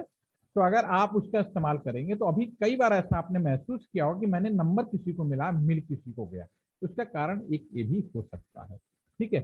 तो ये दोनों समस्याओं से दूर होने के लिए इस सबको दूर किया गया हम लोगों ने टाइम डिवीजन मल्टीप्लेक्सिंग में। टाइम डिवीजन मल्टीप्लेक्सिंग में क्या किया, कैसे दूर किया हम लोगों ने, कहा भाई ये जो ट्रक का पहला ग्रुप है हम 10 बजे छोड़ेंगे, ठीक है। और रेड वाले ब्लू वाले सबको कहा भाई रेड वाला तुम इस ओवर ब्रिज पे चढ़ोगे 10:15 पर, 10:15 पे चढ़ोगे, ठीक है। और इसको बोला गया ब्लू वाले को 10:20 पे चढ़ोगे, और येलो वाले को बोला गया 10:25 पे, और रेड वाले को बोला गया कि जो 10:15 पे जो चढ़ा है उसी का सामान रिसीव करना है। अगर मान लो यानी यहाँ पे तीनों साथ भी पहुंच जाए, चढ़ने का परमिशन जिसका जो टाइम दिया गया उसी टाइम में चढ़ेगा। वो नहीं सकता कि बिल्ली वाला पहले पहुंच गया 10:15, नहीं, आपका टाइम 10:20 है तो आप 10:20 पे ही चढ़ेंगे, उससे पहले नहीं चढ़ सकते। तो यहाँ का ये जो झगड़ा था ना एक साथ पहुंच के, वो वाला सिस्टम रिमूव हो गया। दूसरा, अगर इसका टायर पंचर हो जाए, ठीक है, तो इसको बोला गया कि 10:15 पर अगर तुम नहीं चढ़ पाओगे तो तुम्हें एक बार और मौका मिलेगा 10:30 पे चढ़ने का, और इसको बोला जाएगा अगर 10:15 पे नहीं आएगा तो तुम 10:30 वाले को रिसीव करोगे, अगर वो नहीं मिलेगा तो फिर डिस्कनेक्ट हो जाओगे, रिटर्न बैक, फिर नेक्स्ट टाइम अगले वाले फॉर्मेट में चलोगे। तो ये समस्या दोनों हमारा टाइम डिवीजन मल्टीप्लेक्सिंग में पूरी तरह से रिमूव हो गया। यानी कि जो पल्स कोड मॉड्यूलेशन आया, जो PCM is the totally based on TDM concept पे, टाइम डिवीजन पे कॉन्सेप्ट पे काम करता है, इसलिए इसमें दोनों समस्याएं नहीं आती हैं, नंबर मिलाते हैं। और बहुत 1984 से 1986 के बीच में इसका इम्प्लीमेंटेशन शुरू हुआ हमारे इंडिया के अंदर, और आज की डेट में भी अगर अब क्योंकि और नए टेक्नोलॉजी आ गए, लेकिन अभी भी जो नंबर डायलिंग सिस्टम है इसी सिद्धांत पे अभी भी एप्लीकेबल है, तो अभी भी हम नंबर बहुत आसानी से डायल कर लेते हैं और बात कर लेते हैं, ये बहुत बड़ा एडवांटेज मिला। तो pulse code modulation is the totally based on the time division multiplexing. और कैसे काम करता है अब इस चेंज के अंदर हम लोग PPT में समझने की कोशिश करते हैं। देखिए अभी मैं याद है इसको मैं आपको समझाता हूँ इस बात की, पूरा का पूरा एक्सचेंज एक कैसे ऑप्टिकल फाइबर में चला जाता है। एक दो सवाल होंगे, आप लोग उम्मीद करता हूँ कि आप लोग उसका आंसर बताएंगे। देखिए आपको जब मैं एक्सचेंज विजिट दिखाया तो मैंने यहाँ पे मान लीजिए कोई टेलीफोन एक्सचेंज है जहाँ पे 120 कस्टमर है, ठीक है। मान लीजिए आपके घर के पास एक BSNL का टेलीफोन एक्सचेंज है जिससे 120 घरों में लैंडलाइन दिए जा सकते हैं, ठीक है।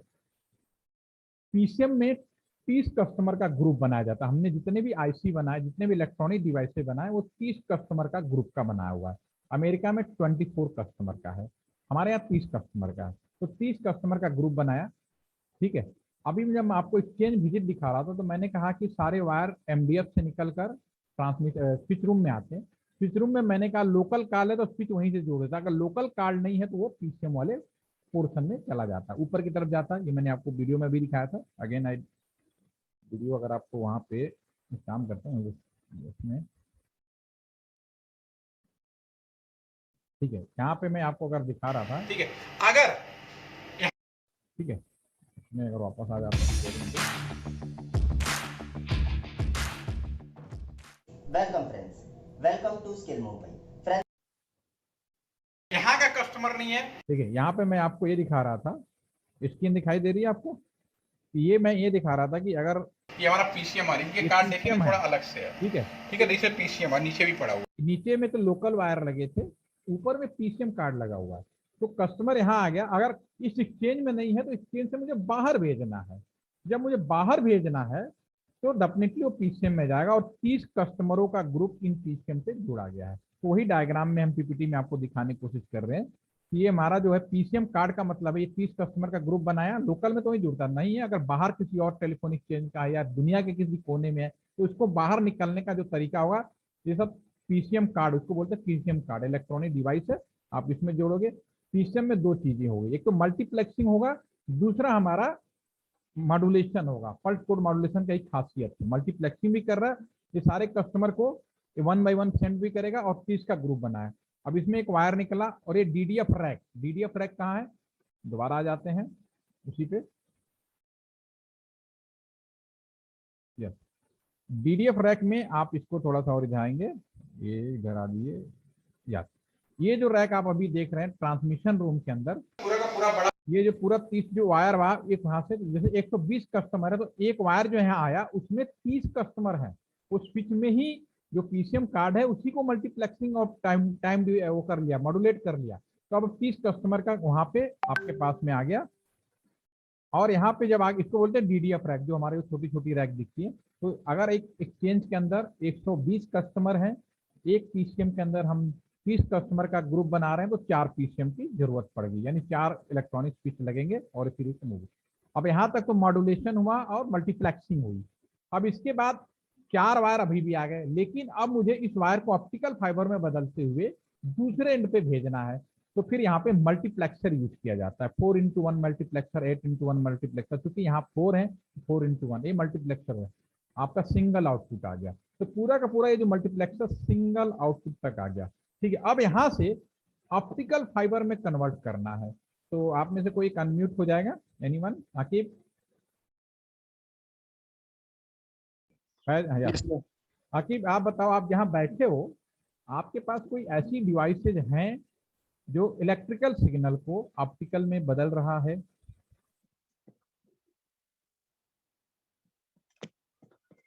Sir bulb. Yes bulb, very nice smart answer. हम घर में जो ट्यूबलाइट यूज करते हैं, बल्ब यूज करते हैं या कोई भी चीज हो, इलेक्ट्रिकल सिग्नल जो आता है इलेक्ट्रिकल ला रहा है उसको आप ऑप्टिकल में कन्वर्ट कर रहे हो, ठीक है। उसी तरह से ये जो सिग्नल सब इलेक्ट्रिकल है, पहले हमने मेरा साउंड था जब हमने बात किया वहीं पे मेरा मोबाइल फोन या हैंडसेट था उसको कन्वर्ट कर दिया आपका इलेक्ट्रिकल में और पूरा काम इलेक्ट्रिकल हो रहा है। अब लेकिन अब यहाँ से फाइबर में भेजना है, फाइबर में क्या होता है, हम इलेक्ट्रिकल को ऑप्टिकल में भेजते हैं। तो इलेक्ट्रिकल को ऑप्टिकल में जो भेजते हैं उन्हें बोला जाता है सोर्स ऑफ ऑप्टिकल फाइबर, उसे हम लोग क्या बोलते हैं, सोर्स ऑफ ऑप्टिकल फाइबर। अब आपसे बड़ा इंपॉर्टेंट क्वेश्चन कहीं भी जाएंगे कंपटीशन में ये पूछा जाता है कि what is the source of optical fibre. तो इसका सीधा सा मतलब होता है ऐसा डिवाइस जो इलेक्ट्रिकल को ऑप्टिकल में बदले। तो कम्युनिकेशन सिस्टम में चाहे आईटी कम्युनिकेशन बोल लो या पुराना कम्युनिकेशन बोल लो या नया कम्युनिकेशन बोल लो, कम्युनिकेशन सिस्टम में इलेक्ट्रिकल और ऑप्टिकल में बदलने वाला जो सोर्स होता है वो 2 तरह के सोर्स यूज किए जाते हैं। एक का नाम एलईडी है, लाइट इमिटिंग डायोड, आप अच्छी तरह से जानते हैं। दूसरे का नाम लेजर है, लेजर आज की डेट में यूज किया जाता है। अब यहाँ से ऑप्टिकल में कन्वर्ट हो जाएगा और पूरा जो फाइबर है आपका ऑप्टिकल ट्रांस, यानी पूरा कितना भी कस्टमर थे एक एक्सचेंज से दूसरे एक्सचेंज में जैसे मूवमेंट हुआ सिंगल फाइबर में जाने के लिए हो गया। दूसरे एंड पे क्या होगा, दूसरे एंड पे ये रिसीवर कहलाएगा, ठीक है। अगर एक तरफ से जा रहा रिसीव होगा, अब इसको रिटर्न बैक करना है।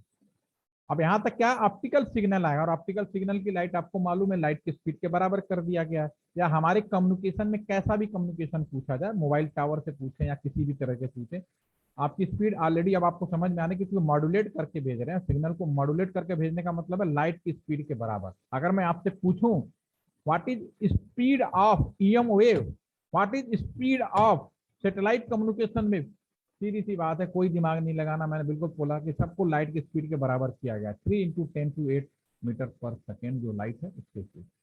अब इसको वापस दूसरे एंड पे भाई जैसे हमने भाई मैंने साउंड भेजा तो मुझे साउंड ही सुनाई देना चाहिए, मैंने पिक्चर भेजा तो पिक्चर ही दिखना चाहिए। अब ये चीज कैसे होगी, जब ऑप्टिकल को दोबारा से डिटेक्ट करोगे, इलेक्ट्रिकल में डिटेक्टर यूज किया जाता है। तो आपकी नॉलेज में है ऐसी कोई डिवाइस, आप लोगों में से प्लीज चैट के माध्यम से बताएं, ऐसी कौन ऐसी डिवाइसें हैं जो ऑप्टिकल को इलेक्ट्रिकल में कन्वर्ट करती हैं? सब इलेक्ट्रॉनिक्स के हैं, all of please. Yes sir या आपकी बात मुझे सुनाई नहीं दी, यस मीरा बोलो। सोलर सेल है सर। हाँ, कुछ और डिवाइस का नाम बताओ। सोलर सिस्टम में एक काम होता है, नो डाउट काम ही होता है। यस दिया, सर मैंने भी सोलर सेल लिखा। सेम बोला है। ओके, आप उस आपने सिस्टम का नाम दिया, लेकिन सिस्टम के अंदर डिवाइस क्या होता है? This is a photo diode. Yes sir, yes sir. ठीक है ना, डिवाइस, हमने डिवाइस का पूछा। तो यहाँ पे जो फोटो डायोड यूज किया जाता है APD, avalanche photo diode use किया जाता है। यस फैजल, आप भी कुछ बोलना है? चलिए, फोटो डिटेक्टर भी यूज होता है। बिल्कुल बिल्कुल, उसी वो photo detector, that is diode. Okay, अब यहाँ पे आपका कन्वर्ट हो जाएगा दोबारा से। अब इसको आपने क्या भेजा था? मल्टीप्लेक्स करके भेजा था, डी मल्टीप्लेक्स करेंगे, फिर क्या होगा? रैक पे जाएगा, फिर वहां पर डीमॉड्यूलेशन होगा, पीसीएम डीमॉड्यूलेट करेगा। अगर किसी टेलीफोन से जोड़ना, टेलीफोन से। ये एक बेसिक आइडिया आपको दिमाग में सेट हो जाना है, कैसे हजारों लाखों लोगों का कम्युनिकेशन एक सिंगल पेयर फाइबर में मूवमेंट होता है।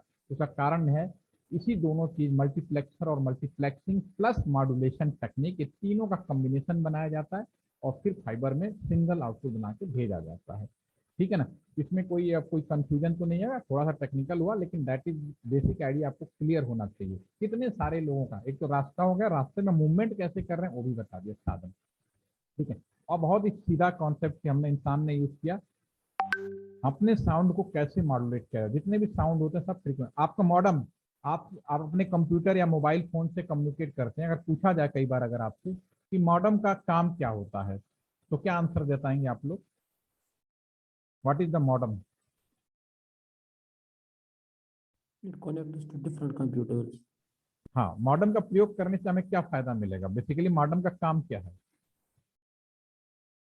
Sir interface between user and system. Modulation and उसमें, हाँ यस सर, देखिए दोनों बातें सही है।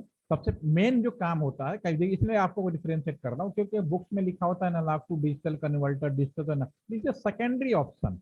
वास्तव में हम कंप्यूटर्स में, जैसे मैं अभी कंप्यूटर से आपसे बात कर रहा हूँ, तो मेरे जितने भी कंप्यूटर में मेरे वीडियो, पिक्चर, साउंड है, जब तक ये मॉड्यूलेट नहीं होगा, मूवमेंट कैसे करेगा लंबी दूरी को? ठीक है, तो मॉडम का काम ही होता है, मॉडम के अंदर मॉड्यूलेटर एंड डीमॉड्यूलेटर।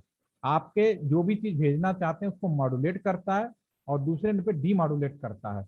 तो जब तक मॉड्यूलेट नहीं करें, मूवमेंट करें, इसलिए मॉडम को बिना मॉड्यूलेशन और डीमॉड्यूलेशन का लॉन्ग डिस्टेंस कम्युनिकेशन संभव नहीं है। ठीक है, तो उसके बाद आप कहो कि analogue to digital, digital secondary, no problem.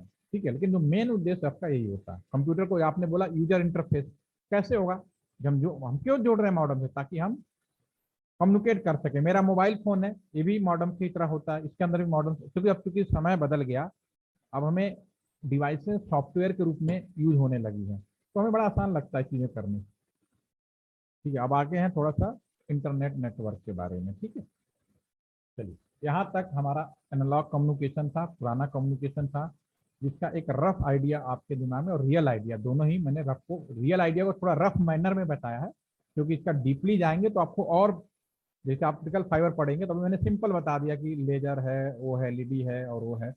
Again I repeat, एक काम करते हैं, आपकी अटेंडेंस भी हो जाएगी, तो मैं 2 सवाल पूछता हूँ, आप लोग चैट के माध्यम से पहले उसका आंसर दे, फिर मैं आगे बढ़ता हूँ। मेरा पहला सवाल है, मैं इसको लिख देता हूँ, इसका आंसर आप चैट में बताएंगे, उसको मैं क्लीन करता हूँ। पहला क्वेश्चन है, अगर आपने मेरी बात सुनी है, what is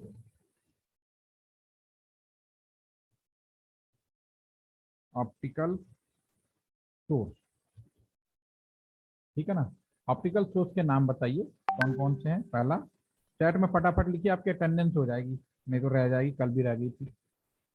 yes, what is sir, हाँ, sir sun, candle, bulb etcetera. Optical source,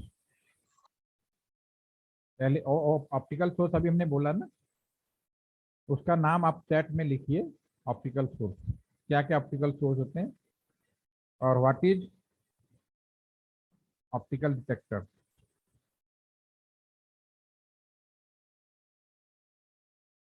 yes, chat का मतलब इसमें लिखना आपको, ये हमारा जो चैट बॉक्स है आता है ना सभी को लिखने। क्या जिया ने जैसे लिख दिया सन? नहीं नहीं नहीं नहीं, अरे ये जिया, मेरा क्वेश्चन है या लीडी यहाँ से ऑप्टिकल फाइबर कोर्स से हो, तो जनरल मैंने पूछा था। यस, क्या अब बाकी लोगों ने ठीक लिखा है, खाने असीर, ओके, मीर अल्ताफ, ओके, दोनों नाम लिखिए, ऑप्टिकल सोर्स, आगे LED laser, optical detector, APD. ठीक है ना, इसको आप चैट में लिखिए ताकि आपके अटेंडेंस भी हो जाए। ठीक है, ऑप्टिकल सोर्स हमने जो भी यूज किया है, बल्ब तो जनरल है कि एग्जाम्पल है, लेकिन हमारे कम्युनिकेशन में जो यूज किया जाता है, this is optical source is the LED हो गई, और दूसरा जो है हमारा लेजर हो गया, राइट। तीसरा जो हमारा ऑप्टिकल डिटेक्टर है एपीडी, एपीडी मतलब एडवांस फोटो डायोड, ठीक है। तो कीप इन द माइंड, ये बड़ा इंपॉर्टेंट क्वेश्चन है, बड़े बड़े कंपटीशन में भी पूछे जाते हैं, बिल्कुल सही है। आप सभी ने, सवाल ने भी आपने भी ठीक लिखा, तो ज़्यादा अच्छा, थैंक यू। ठीक है, ठीक। तो ओके, चलिए अब हम आते हैं इंटरनेट की दुनिया में। अब नए ज़माने के कम्युनिकेशन की तरफ बढ़ते हैं। तो नए ज़माने की तरफ कम्युनिकेशन की तरफ बढ़ना है, तो फिर मुझे पहले इंटरनेट के बारे में समझना पड़ेगा, ठीक है, तब हम आपको बात कर पाएंगे। अभी आपके मन में कोई सवाल आ रहा हो, क्योंकि अब मैं दूसरे लेवल पे जा रहा हूँ, अभी आपका एक लेवल ओवर हो चुका है। मन में कोई क्वेश्चन, कहीं से भी कोई डाउट या कोई भी सवाल मन में आ रहा हो, मैं मान के चलूं सभी को आ गया। सर ऑप्टिकल फाइबर्स में जो हम सिग्नल्स इस्तेमाल करते हैं, फोटो सिग्नल्स, क्या वो इंटरफेयर और क्या और जो प्रोसेस होते हैं उनको हो सकता है वो कि नहीं? बीच में से चोरी कहने का मतलब है, या इंटरफेरेंस है, वो कुछ नहीं होता, लाइट में कुछ भी नहीं होता, लाइट केवल लॉस हो सकता है, और उसके अलावा कोई भी चीज़ बीच में आप उसका वो नहीं कर सकते। इस पर रिसर्च एनालिसिस चल रहा है, और मैंने लास्ट ईयर इस पे एपीटी एपीटी क्योंकि एलटीसी इंटरनेशनल ट्रेनिंग सेंटर है, तो एपीटी का मतलब होता है एशिया पैसिफिक टेली कम्युनिटी का, तो उस दौरान मैंने इसी पे ही अपना एक वो दिया था कि चोरी हो सकता है कि नहीं हो सकता। डेफिनेटली हो सकता, जब रास्ता वही है, मैटर वही है, लेकिन अगर मुझे किसी तरह से कोडिंग के बारे में पता चल जाए या किसी तरह कैसे किया गया, तो कर सकते हैं, ऐसा नहीं है, लेकिन अभी तक संभव नहीं हो पाया है। उसमें बाकी किसी भी तरह का टेक्निकली कोई प्रॉब्लम नहीं आती, ओनली वन टेक्निकल प्रॉब्लम आती है, लाइट का जो लॉस होता है। सिक्योरिटी के मामले में नंबर 1 है, इसमें कोई डाउट नहीं है, लेकिन एक कह देना कि नहीं होता ही नहीं है, ये गलत है। इस पर अभी रिसर्च चल रहा है, हमने कुछ पॉइंट होते हैं जहाँ पे हम इसको मैनिपुलेट करके इसका डिस्टर्बेंस किया जा सकता है। और एक मैंने डेफिनेशन दी थी, उस मंच पे लोगों को भी मेरी डेफिनेशन बिल्कुल पसंद आई थी, कि मैंने सवाल पूछा था कि दुनिया का डाटा कहाँ पे है, जमीन पे है या समुंदर में है? आप बताओ, आपको क्या लगता है? समुंदर। समुंदर में क्यों लगा आपको? क्योंकि सबसे ज्यादा केबल लिंक तो समुंदर में, हमारा सारा डाटा तो समुंदर में गुजर रहा है, ठीक है। इंडिया टू इंडिया अंडर कोई प्रॉब्लम नहीं है, वो तो जमीन पे हो, लेकिन हम इंडिया से जितने भी सर्वर हैं अदर कंट्रीज में होती हैं, या कहीं और से हम कम्युनिकेट कर रहे हैं, यूट्यूब हुआ तो भी हमारे यहाँ नहीं, हमारे यहाँ सिर्फ पॉइंट नोड है, लेकिन तो डेफिनेटली हम सबका जो डाटा है सारा का सारा समुद्र में ही एक तरह से हर टाइम मूवमेंट करता है। तो उन्होंने नहीं बोला कि, एक डेफिनेशन मैंने बोला था कि data is actually where is cloud of data is the sea. आप उसे कि हवा मत मानिए, वो जमीन के अंदर है, समुद्र के अंदर है, जमीन के अंदर भी नहीं कह सकते, समुद्र के अंदर है, ठीक है। चलिए इंटरनेट नेटवर्क के बारे में बात करते हैं। आप सब इलेक्ट्रॉनिक्स, मैंने भी अपनी इंजीनियरिंग इलेक्ट्रॉनिक्स में की, ठीक है।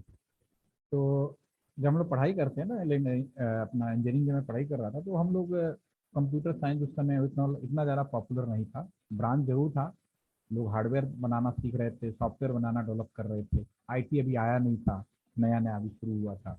लेकिन हमारे टाइम में जब मेरी काउंसलिंग हुई थी, तो उस टाइम पे आईटी नाम की कोई ब्रांच होती ही नहीं थी, 1995 की बात मैं कर रहा हूँ, ठीक है। लेकिन जब मैं एग्ज़ाम पास कर लिया और हमारा जॉब लग गया, जॉब लगने के बाद हमारी पोस्टिंग हुई, तो पोस्टिंग से पहले जो हमारी कंडीशन थी, पहले मैं उसकी बता देता हूँ। हमारी कंडीशन ये थी कि हम लोग जब पढ़ते हैं ना, तो हम समझते हैं इलेक्ट्रॉनिक्स के हैं, तो मेरे दिमाग में ये भी था मैं इलेक्ट्रॉनिक्स एंड कम्युनिकेशन है, कंप्यूटर क्या करना, डब्बा डब्बा होता है, बॉक्स बॉक्स, ठीक है ना, ऐसे ही वो समझते थे ये सर्किट वाले हैं, सर्किट हैं ये, ठीक है। तो सबकी अपनी ब्रांच पे ज़्यादा प्राउड होता है सब लोग, ठीक है। उस समय भी हमारी भी यही सोच थी, ठीक है, क्योंकि आपका भी मैंने कोर्स का नाम रखा है, तो शायद अगर आप कोर्स को डीपली अगर समझेंगे नहीं, तो आपको लगेगा कि कोई कंप्यूटर साइंस का पढ़ाया जा रहा है बेसिकली। जबकि मैं पहली लाइन ही, सबसे पहले लाइन क्लियर किया कि the new version of telecommunication is known as IT services, ठीक है। आईटी कम्युनिकेशन या इंटरनेट कम्युनिकेशन कह सकते हो, और कुछ नहीं है। यानी कि जो आईटी है वो कायदे से देखा जाए तो कम्युनिकेशन जो है, टेली कम्युनिकेशन, उसका मॉडिफिकेशन हो चुका है, ठीक है। चलिए उस समय के बाहर आते हैं, वापस आते हैं। उसमें फिर हमने जब हमारे, और सबसे बड़ी बात बीएसएनएल में जब भर्ती हुई, इस टाइम पे डिपार्टमेंट ऑफ टेली कम्युनिकेशन के नाम से था 1999 में, तो उसमें कोई BSNL नहीं होती थी, एक ही गवर्नमेंट वो होती थी, डिपार्टमेंट ऑफ टेलीकम्युनिकेशन, दूरसंचार विभाग। तो 99 में हम लोगों ने लिया, उसके बाद BSNL बना। तो उस समय केवल जब भर्ती हुई तो कंप्यूटर साइंस के स्टूडेंट नहीं लिए जाते थे, नॉर्मली सब इलेक्ट्रॉनिक्स के लिए जाते थे। और मेरी पोस्टिंग बागपत जिले में हुई, जैसा कि मैं अभी मॉर्निंग में जिक्र कर रहा था। नए नए लगते हम लोग जिक्र, और जब नए होते तो कुछ ज़्यादा ही जोश होता, हम ये करेंगे वो करेंगे, बहुत सारे काम करेंगे, देश में नाम कमाएंगे, दुनिया में नाम कमाएंगे। हमारे अंदर भी यही भावना थी कि हम लोग भी इसको करेंगे और मौका चाहिए, बस नौकरी मिल गया उसके बाद हम लोग वहाँ बैठे हुए थे। और हमने वो दिन भी देखा है जब हमारी तनख्वाह जो मिलती थी, मेरी पहली तनख्वाह मिलती थी कि आज 30 तारीख है, तो इंटरनेट नहीं था, बैंकों में भी वो सिस्टम नहीं होते थे। तो 30 तारीख को हमारा जो कैशियर होता था बैंक से पैसे लेके आता था 10 होल्ड में। तो हमारी जो पहली जो तनख्वाह थी ना, हम लोग उस समय, जो आप अपने पूछेंगे ना पेरेंट्स से तो उनको भी इसी तरह से पता होगा कि कैशियर क्या करता था, बैंक जाता था, एक बड़े से बॉक्स में पैसे भर के लाता था, और आज 30 तारीख है, आज पहली तारीख है, या कभी 30 तारीख को मिलती थी, कभी पहली तारीख को मिल जाती थी सैलरी। तो हम लोग खड़े होते थे, आज सैलरी देंगे, आज पहली तारीख है, तनख्वाह मिलेगी। तो हम लोग हाथ से साइन करते थे और पैसे लेके उठा, उसका बैंकों में आया पैसे। ठीक है, तो मैंने वहाँ से नौकरी शुरू की। और आजकल क्या है, कब अकाउंट में पैसे आते हैं कब कट जाते हैं पता ही नहीं चलता। तो वो सिस्टम कितना चेंज हुआ है, और मुझे भी इस बात की खुशी है कि सिस्टम को बदलते हुए हिस्सा में मैं देखा भी है और मैंने उसमें काम भी किया है, दोनों चीज़ किया, इसलिए मैं आपको बताने में ज़्यादा एबल हूँ, सक्षम हूँ। तो उस समय 2003 के आसपास की बात है। 2003 में ये बोला गया, और चूंकि हम लोग की जितने भी होते थे भर्तियां होती थी सारे इलेक्ट्रॉनिक्स साइड के ही होते थे, और कोई दूसरे ब्रांच के लोग नहीं लिए जाते थे। ठीक है, तो इलेक्ट्रॉनिक साइड के हमारे यहाँ नहीं कि कंप्यूटर की भर्ती होती नहीं थी, तो हम जो जितने भी वहाँ पे जो सब लोग या तो इलेक्ट्रॉनिक्स के थे या नॉन टेक्निकल थे, बस, और कोई तीसरा अलाउ नहीं था, मतलब उनको मालूम नहीं, लेते ही नहीं थे। तो हमें सबसे पहला काम मिला सन 2003 में। 2003 में प्रधानमंत्री थे उस समय अटल बिहारी वाजपेयी जी। तो उन्होंने ये कहा कि हम जितने भी बैंकिंग सिस्टम है सबको ऑनलाइन करेंगे, और उन्होंने एक बात कही कि ऐसा करते हैं कि ये जो बागपत जिला है यहाँ पे हम उद्घाटन करेंगे, 15 दिन का समय दिया जाता है, जितने भी LIC ऑफिस हैं उन सब में जो पैसा जमा किया जाएगा, बागपत में करीब 20 LIC ऑफिस थे, उन सबके पैसा जमा हो और मेरठ के कंप्यूटर में डिस्प्ले हो, ये काम कराना है। और एक प्रोजेक्ट का उन्होंने 15 दिन दिया, और उन्होंने कहा हम इसका उद्घाटन करेंगे, आप 15 दिन के बाद आप इसको उद्घाटन कराइए। अभी चूंकि बड़ा गवर्नमेंट का, प्राइम मिनिस्टर का वो था, और चूंकि सारा, और हमें भी बड़ा उन्होंने छाटा, तो हम 5 लोगों की छटाई करी, ये 5 लोग चुने जाए, मेरा बैकग्राउंड निकाला, और एक IAS थे उनका बैकग्राउंड निकाला, एक ITS थे इंडियन टेलीकॉम सर्विसेज उनका भी बैकग्राउंड निकाला। ठीक है, और 2 इंजीनियर, कुल मिला के 5 लोग लिए गए। लेकिन हम में से केवल जो IAS थे वो नॉन टेक्निकल थे, बाकी सब इलेक्ट्रॉनिक्स बैकग्राउंड के थे, कोई डिप्लोमा था, कोई आपका MSc कंप्यूटर साइंस था। ठीक है, लेकिन nobody will be related to computer science. लेकिन हमें बताया गया कि भाई प्रधानमंत्री जी ने एक बहुत बड़ा प्रोजेक्ट दिया है देश का, इसका उद्घाटन करने वाले हैं, और ये डेट तय की गई है, और आप लोग को सिलेक्ट किया गया है, आप लोग अगले 12 दिन के अंदर इस काम को प्रैक्टिकली एग्जाम वो कर लीजिए, और इसका उद्घाटन होगा, और जितने भी LIC ऑफिस हैं उन सबका पैसा मेरिट में जमा होगा। ठीक है, हम लोग बड़े खुश हुए, चलो यार बड़ा अच्छी चीज़ है। फिर हमारे उस समय सेक्रेटरी साहब थे, उन्होंने पूछा भाई आप लोगों को इंटरनेट के बारे में कुछ आइडिया है? हम लोग कंप्यूटर साइंस वाले थे नहीं, हमने कभी इंटरनेट पहले किया नहीं था। हमने कहा पढ़ा जरूर था, मालूम नहीं कैसे पढ़ा था, ये तो मुझे नहीं पता, कोर्स में था हमारे, लेकिन हमने कभी उस तरह से वो नहीं किया था कि इतना सीरियस कि हमारे ही लाइफ से कुछ जुड़ेगा ये। हमने कहा सर थोड़ा बहुत पढ़ा है, एग्जाम परीक्षा उरीक्षा पास किया है, ज़्यादा कुछ नहीं। कह रहे कोई बात नहीं, आपको पहले ट्रेनिंग दी जाएगी और फिर आप वो करेंगे। कंप्यूटर पे हम लोगों ने हाथ लगाया नहीं था कभी। तो फिर हमारा जो जेड कैरियर एकेडमी दिल्ली में कनॉट प्लेस लोकेशन है, बहुत ही पॉपुलर लोकेशन है, तो वहाँ पे एक तो हमें भेजा गया कि आप जाइए, पहले 5 दिन वहाँ ट्रेनिंग लीजिए, और ट्रेनिंग लेने के बाद आप अगले 3 दिन में आपको मौका मिलेगा और यहाँ पे इस सेवा को चालू करवाना है। ठीक है, तो हम 5 वहाँ चले गए। पहले दिन तो बड़ा अच्छा लगा, मीडिया है, पत्रकार हैं, TV इंटरव्यू हो रहा है। ठीक है, वी आर हैप्पी कि चलो आज बड़ी बड़ी अच्छी चीज़ करने जा रहे हैं हम लोग। ठीक है, पहले दिन उसने फिर पूछा, जो ट्रेनर था, जैसे मैं आपसे पूछता हूँ कि आपको पता है, उसी तरह मुझसे ही पूछा कि क्या आप ये मुझे बता सकते हैं कि आप लोगों को कंप्यूटर कितना आता है। हमने सबने एक दूसरे का मुंह देखा, कैसे हम लोग कंप्यूटर यूज नहीं करते, देखा है बस, सफ़ेद रंग का होता है, बटन होते हैं, लैब में थोड़ा बहुत बटन दबाया, लेकिन एग्जैक्ट ठीक से पता नहीं, हम लोगों ने कभी ज़्यादा यूज नहीं किया क्योंकि हमारे मतलब का नहीं था। हम लोग उसने कहा मतलब का नहीं, अभी आपको पता चलेगा कितने मतलब का है। तो फिर उन्होंने कहा ठीक है चलो हम आपको कंप्यूटर आना सिखाते हैं, और आपको सुन के हैरानी होगी उन्होंने मुझे क्या सिखाया, how to computer on out, how to shut down. पहला दिन था, अच्छा लगा। दूसरे दिन भी हम गए, दूसरे दिन नई चीज सिखाने लगा, कहा कि change directory, make directory, calendar कैसे देखते हैं। अब दूसरे दिन हमें पसीना छूटने लगे, हम सबको टेंशन होने लगी, भैया ये मेक डायरेक्टरी, वर्ड पे लिखना, कैलेंडर देखना, इससे हम पैसे कैसे भेजेंगे भाई, पैसे भेजेंगे कुछ तो करना पड़ेगा, ऐसे कैसे पैसे भेजा जा सकता है। फिर सेक्रेटरी हमसे जो पूछता था रिपोर्ट, शाम को हम लोग सर वो पता नहीं क्या बता रहे हैं कंप्यूटर में, इस तरह की चीज़ें बता रहे हैं। तो उन्होंने कहा घबराइए नहीं, एक मैं बुलाया आपको यूएस से, एक स्टीफन ब्राउन करके हैं जो आज भी हैं शायद अभी, उनकी एक बुक है डिजिटल इलेक्ट्रॉनिक्स की, ठीक है, स्टीफन ब्राउन, बहुत ही पॉपुलर नाम है। तो वो खुद उनको बुलाया गया था, तो वो खुद आए, उन्होंने जो चीज़ बताई वही चीज़ मैं आपको यहाँ पे पीपीटी पे एक्सप्लेन करने वाला हूँ।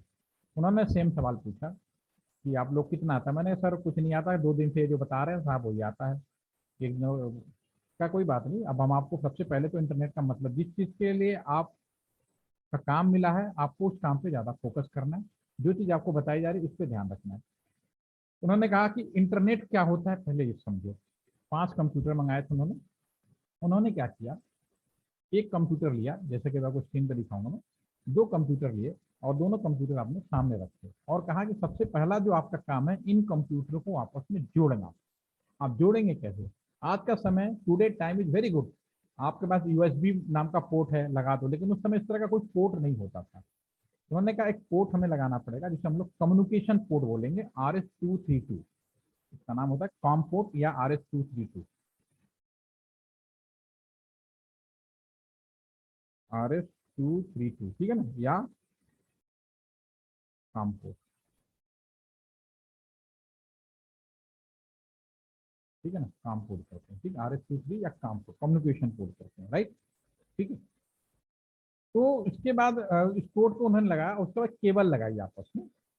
कैसे लगाया इसको, बिल्कुल ऐसे जिस तरह स्क्रीन पर लगा रहा है, उन्होंने केबल लगाया, इन्हें ऐसे आपस में जोड़, उन्होंने कहा इस तरह से जोड़ा जाएगा। जोड़ने के बाद उन्होंने कहा जब कंप्यूटर जुड़ जाएगा एक कंप्यूटर से दूसरे कंप्यूटर में, तो अब आप एबल हैं इस कंप्यूटर से इस कंप्यूटर के अंदर पहला काम क्या कर सकते हैं, 2C, आप देख सकते हो। अगर दोनों कंप्यूटर जुड़ा है तो आपस में आप देख सकते हो।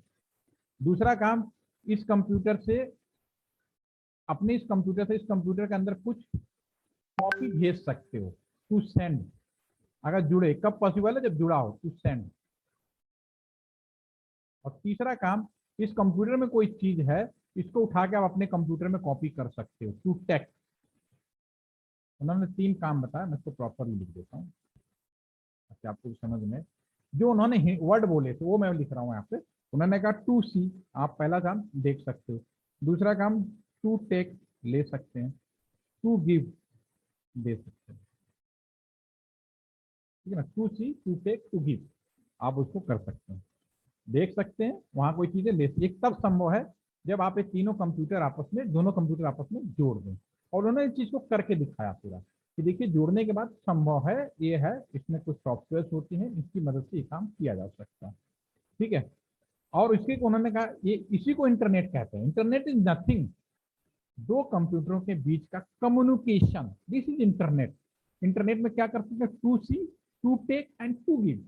ये बात उन्होंने हमारे दिमाग में ऐसी डाली कि हमें कह रहे ये तो बहुत आसान है। और उन्होंने कहा इसका टेक्निकल नाम अगर आप पढ़ोगे तो इसका टेक्निकल नाम होता है, जब आप अपने कंप्यूटर से 2C देखोगे, दिस इज नेट सर्फिंग, वहां से कोई चीज अपने कंप्यूटर में लाओगे, डाउनलोड या डाउन स्ट्रीम कहोगे, और अपने कंप्यूटर से उसमें कुछ डालोगे, अपलोड या अप स्ट्रीम कहोगे, इसका टेक्निकल नाम है। वास्तव में हम लोग ये काम कर रहे हैं, ठीक है ना। और इसको उन्होंने टेक्निकली नाम बता दी थी। बाद में उन्होंने इसमें कैमरे भी लगा के हमें दिखाया, उनके पास स्पेशल कैमरा था, माइक भी लगा के दिखा दी। वो संभव है अगर इस यानी इंटरनेट में जब तक दोनों जुड़ जाए, हमें बड़ा खुशी मिला और पूरा दिन भर में हम लोगों ने सीखा, अरे वाह क्या चीज है। यानी 2 कंप्यूटर जोड़ना है और कहा कि आपको यही काम करना है। जो बागपत का कंप्यूटर है, बागपत के जो 20 ऑफिसेज हैं उनके जो कंप्यूटर है मेरठ जिले के अंदर जो मेन कंप्यूटर है उन कंप्यूटरों से जोड़ना है आपको और ये काम कराना। पैसे यहाँ जमा करें, उनका रिफ्लेक्शन वहां पे हो, एक काम आपको करना है। ये आपका उद्घाटन है, इसी को ऑनलाइन बोला जाएगा। हम लोग बड़े खुश थे कि बड़े कड़े दिनों के बाद मैंने ये एम समझ में आया कि हमें करना क्या है। रात में हम लोग बैठे हुए थे सभी, क्योंकि उन्होंने सिलेक्शन भी ऐसा ही किया था, सारे कुंवारे सेलेक्ट किए थे कि इनके पास कोई काम धाम नहीं है, ये 15 दिन में कर भी जाएंगे। रात में हम लोग के दिमाग में एक सवाल उठ गया। क्या सवाल उठ गया? यार ये बात तो समझ में आ गई इंटरनेट क्या है, एक कंप्यूटर से दूसरे कंप्यूटर को जोड़ना, 2 ओके, लेकिन एक कंप्यूटर तो बागपत में है, दूसरा कंप्यूटर मेरठ में है, और बागपत और मेरठ के बीच का जो डिस्टेंस है वो 60 किलोमीटर है, 60 किलोमीटर है। यहाँ तो 2 कंप्यूटर बगल में रखा है और 60 किलोमीटर लंबा, वहां तक हम कैसे करेंगे? उतना लंबा केबल डालेंगे, कई जन्म लग जाएंगे, बहुत टाइम लग जाएगा। ये कैसे संभव होगा? हमारे दिमाग में बात ही नहीं आ रही थी। अगले दिन सुबह सुबह हम गए, ब्राउन सर ने फिर पूछा, जैसे मैं भी आपसे पूछता हूँ कि कुछ पूछना है, तो उन्होंने पूछा भाई आपको कोई मन में डाउट हो तो आप पूछो। मैंने कहा सर एक बात नहीं समझ में आ रही, एक कंप्यूटर यहाँ है, दूसरा 60 किलोमीटर दूर है, 60 किलोमीटर हम केबल डालेंगे और एक दिन में कैसे पॉसिबल है? ये तो बड़ा लंबा पेचीदा काम है। वो लगे हंसने, कह रहे कोई केबल नहीं डालना है, ये जो टेलीफोन लाइन है ना इसी पे तो लगाना है, फोन की जगह कंप्यूटर लगाना है। तब हमारा दिमाग काम कर गया, तब पहली बार समझ में आ गया। और आपको भी अब समझ में आ गया, इंटरनेट लाइन कोई अलग लाइन नहीं है, जो टेलीफोन लाइन है उसी लाइन पे हमने सिर्फ वो यूज कर लिया है। कंप्यूटर या जो भी स्मार्ट, आपके लिए तो स्मार्ट डिवाइसेज भी आ गए, हमारे टाइम में कोई कंप्यूटर होते थे। तब उन्होंने कहा एक कंप्यूटर मान लो मेरठ में है, दूसरा कंप्यूटर मान लो गाजियाबाद में है, 2 अलग अलग शहर हैं, तो बीच में आपको मीडिया वही होगा जो आप अभी टेलीफोन के लिए इस्तेमाल कर रहे हैं, लैंडलाइन के लिए, मोबाइल भी आ चुका था उस समय तक 2003 तक, उसके लिए जो यूज कर रहे हैं। और बस आपको बीच में एक स्विच लगाना पड़ेगा। स्विच का काम क्या है? टेम्पोररी बेसिस पे 2, वो टेलीफोन वाला तो पहले ही है, तो आपने देखा। इसी तरह इंटरनेट का एक स्विच और लगाया गया, तो पहले 3 मोबाइल का स्विच अलग लगाया गया, तीनों स्विच लगाया गया, लेकिन आज के जमाने में एक ही स्विच हो गया, आईपी स्विच। लेकिन पहले मोबाइल का स्विच अलग होता था, लैंडलाइन का स्विच अलग होता था, क्योंकि पहले अलग अलग सेवाएं शुरू की गई। लेकिन सन 2016 से 2016 से इन सबको माइग्रेट करके सिंगल स्विच बना दिया गया, तीनों काम एक ही जगह हो जाए। और इसका यही फायदा मिला, हम लोग आज जूम में एक दूसरे से, आप मेरा वीडियो भी देख पा रहे हो, आप इंटरनेट वाला जो डाटा कम्युनिकेशन का जो पार्ट हो भी देख पा रहे हो, मेरा ऑडियो भी सुन पा रहे हो, क्योंकि आईपी स्विच आ गया। लेकिन स्विच तो लगाना ही पड़ेगा कि कैसे जुड़ेगा, ठीक है ना। तो अब इसमें हमारे पास जो मीडिया था, फिर हमने ये चीज समझ में आ गई, अगले दिन हमने इसको लैंडलाइन वाले वायर पे भी लगाया, ठीक है। मोबाइल भी आ चुका, हमने मोबाइल पे भी ट्राई करके देखा, कुछ नहीं करना, केवल सॉफ्टवेयर का कुछ वो था इशू, वो सब हम लोगों ने सॉर्ट आउट किया। और फिर उसके बाद मोबाइल, उसमें 3, एक मोबाइल सीडीएम में फोन था और दूसरा जीएसएम मोबाइल फोन था, दोनों मोबाइल फोन पे हम लोगों ने लगा। यहाँ तक आप वायरलेस है, बाकी सब आपका वही नेटवर्क है जैसा नेटवर्क हम लोगों ने डिस्कस किया, ठीक है। अब इसमें एक सवाल और आगे बढ़ा, यहाँ तक तो कोई दिक्कत नहीं। लैंडलाइन में अगर हम बात करें, अब इंसान की तो आदत होती है, इतनी चीज मिलता और मांगता रहता है, तो हमने जो पहला इंटरनेट शुरू किया, इस पे जो हमने कम्युनिकेशन की स्टार्टिंग की, उसको हम लोगों ने नाम दिया डायल अप इंटरनेट। जो हमारा ये जो अभी हम एक्सप्लेन कर रहे थे, इस पे जो सेवा की उसको हमने क्या बोला? डायल अप इंटरनेट, राइट, ठीक है। इसमें केवल स्पीड मिली 56 kbps। How many speed? Only 56। ये आपकी स्पीड थी 56, तो इसमें 56 kbps ओनली। कितना को जमाना, जब हमने पहला इंटरनेट चालू किया, इसकी स्पीड क्या की? केवल 56 kbps स्पीड थी। लेकिन करना कुछ नहीं था, पैसे जमा करना था, छोटा बहुत ईमेल कर सकते थे, फोटो वीडियो नहीं भेज सकते थे, छोटी छोटी चीजें थी, जो कि इतना काफी था उस टाइम के लिए, ठीक है। हम लोग के साथ यही समस्या है। हमें जब पहले आदमी पैदल चलता था, फिर बैलगाड़ी आ गई, बैलगाड़ी आने का ना भाई मुझे साइकिल लाओ, साइकिल आ गई, अरे नहीं यार साइकिल में मजा नहीं आ रहा, मोटरसाइकिल लाओ, मोटरसाइकिल आ गई, यार इसमें भी मजा नहीं आ रहा, बाइक लाओ, बाइक आ गई, यार उसमें भी मजा नहीं आ रहा, कुछ और स्पीड का लाओ, 100 सीसी, 100 सीसी, 150, 200, ठीक है ना, आपकी जो सीसी बढ़ाते चले गए, लेकिन पर्पज एक ही है। बाइक का पर्पज एक जगह से दूसरी जगह, उसी तरह से इंटरनेट का भी पर्पज यही है, कंप्यूटर से कंप्यूटर जोड़ना। लेकिन हम सबकी डिमांड बढ़ती जा रही है, हाई स्पीड इंटरनेट होना चाहिए ताकि हम लाइव वीडियो भी देख सकें, सब कुछ देख सकें। तो फिर हम लोगों ने इंटरनेट का जो अगला पड़ाव, जब एक बार सफलता मिल गई, जो नेक्स्ट पड़ाव शुरू किया हम लोगों ने, उसको हम लोगों ने ISDN लाइन बोला और DSL टेक्नोलॉजी लाए। ये सन, और मैं भी उस पर अहम हिस्सा रहा हूँ, DSL टेक्नोलॉजी। ये सन 2005 में, 2 साल के अंदर इतनी तेजी से बदलाव हुए। सन 2005 में DSL टेक्नोलॉजी है। This is the first broadband service of India, the BSNL। BSNL ने पहली ब्रॉडबैंड सेवा दी। और इसमें जो स्पीड हमने शुरू किया था ये सन 2005 में केवल 256 था, लेकिन 256 स्पीड से हमें फायदा ये हो गया, kbps।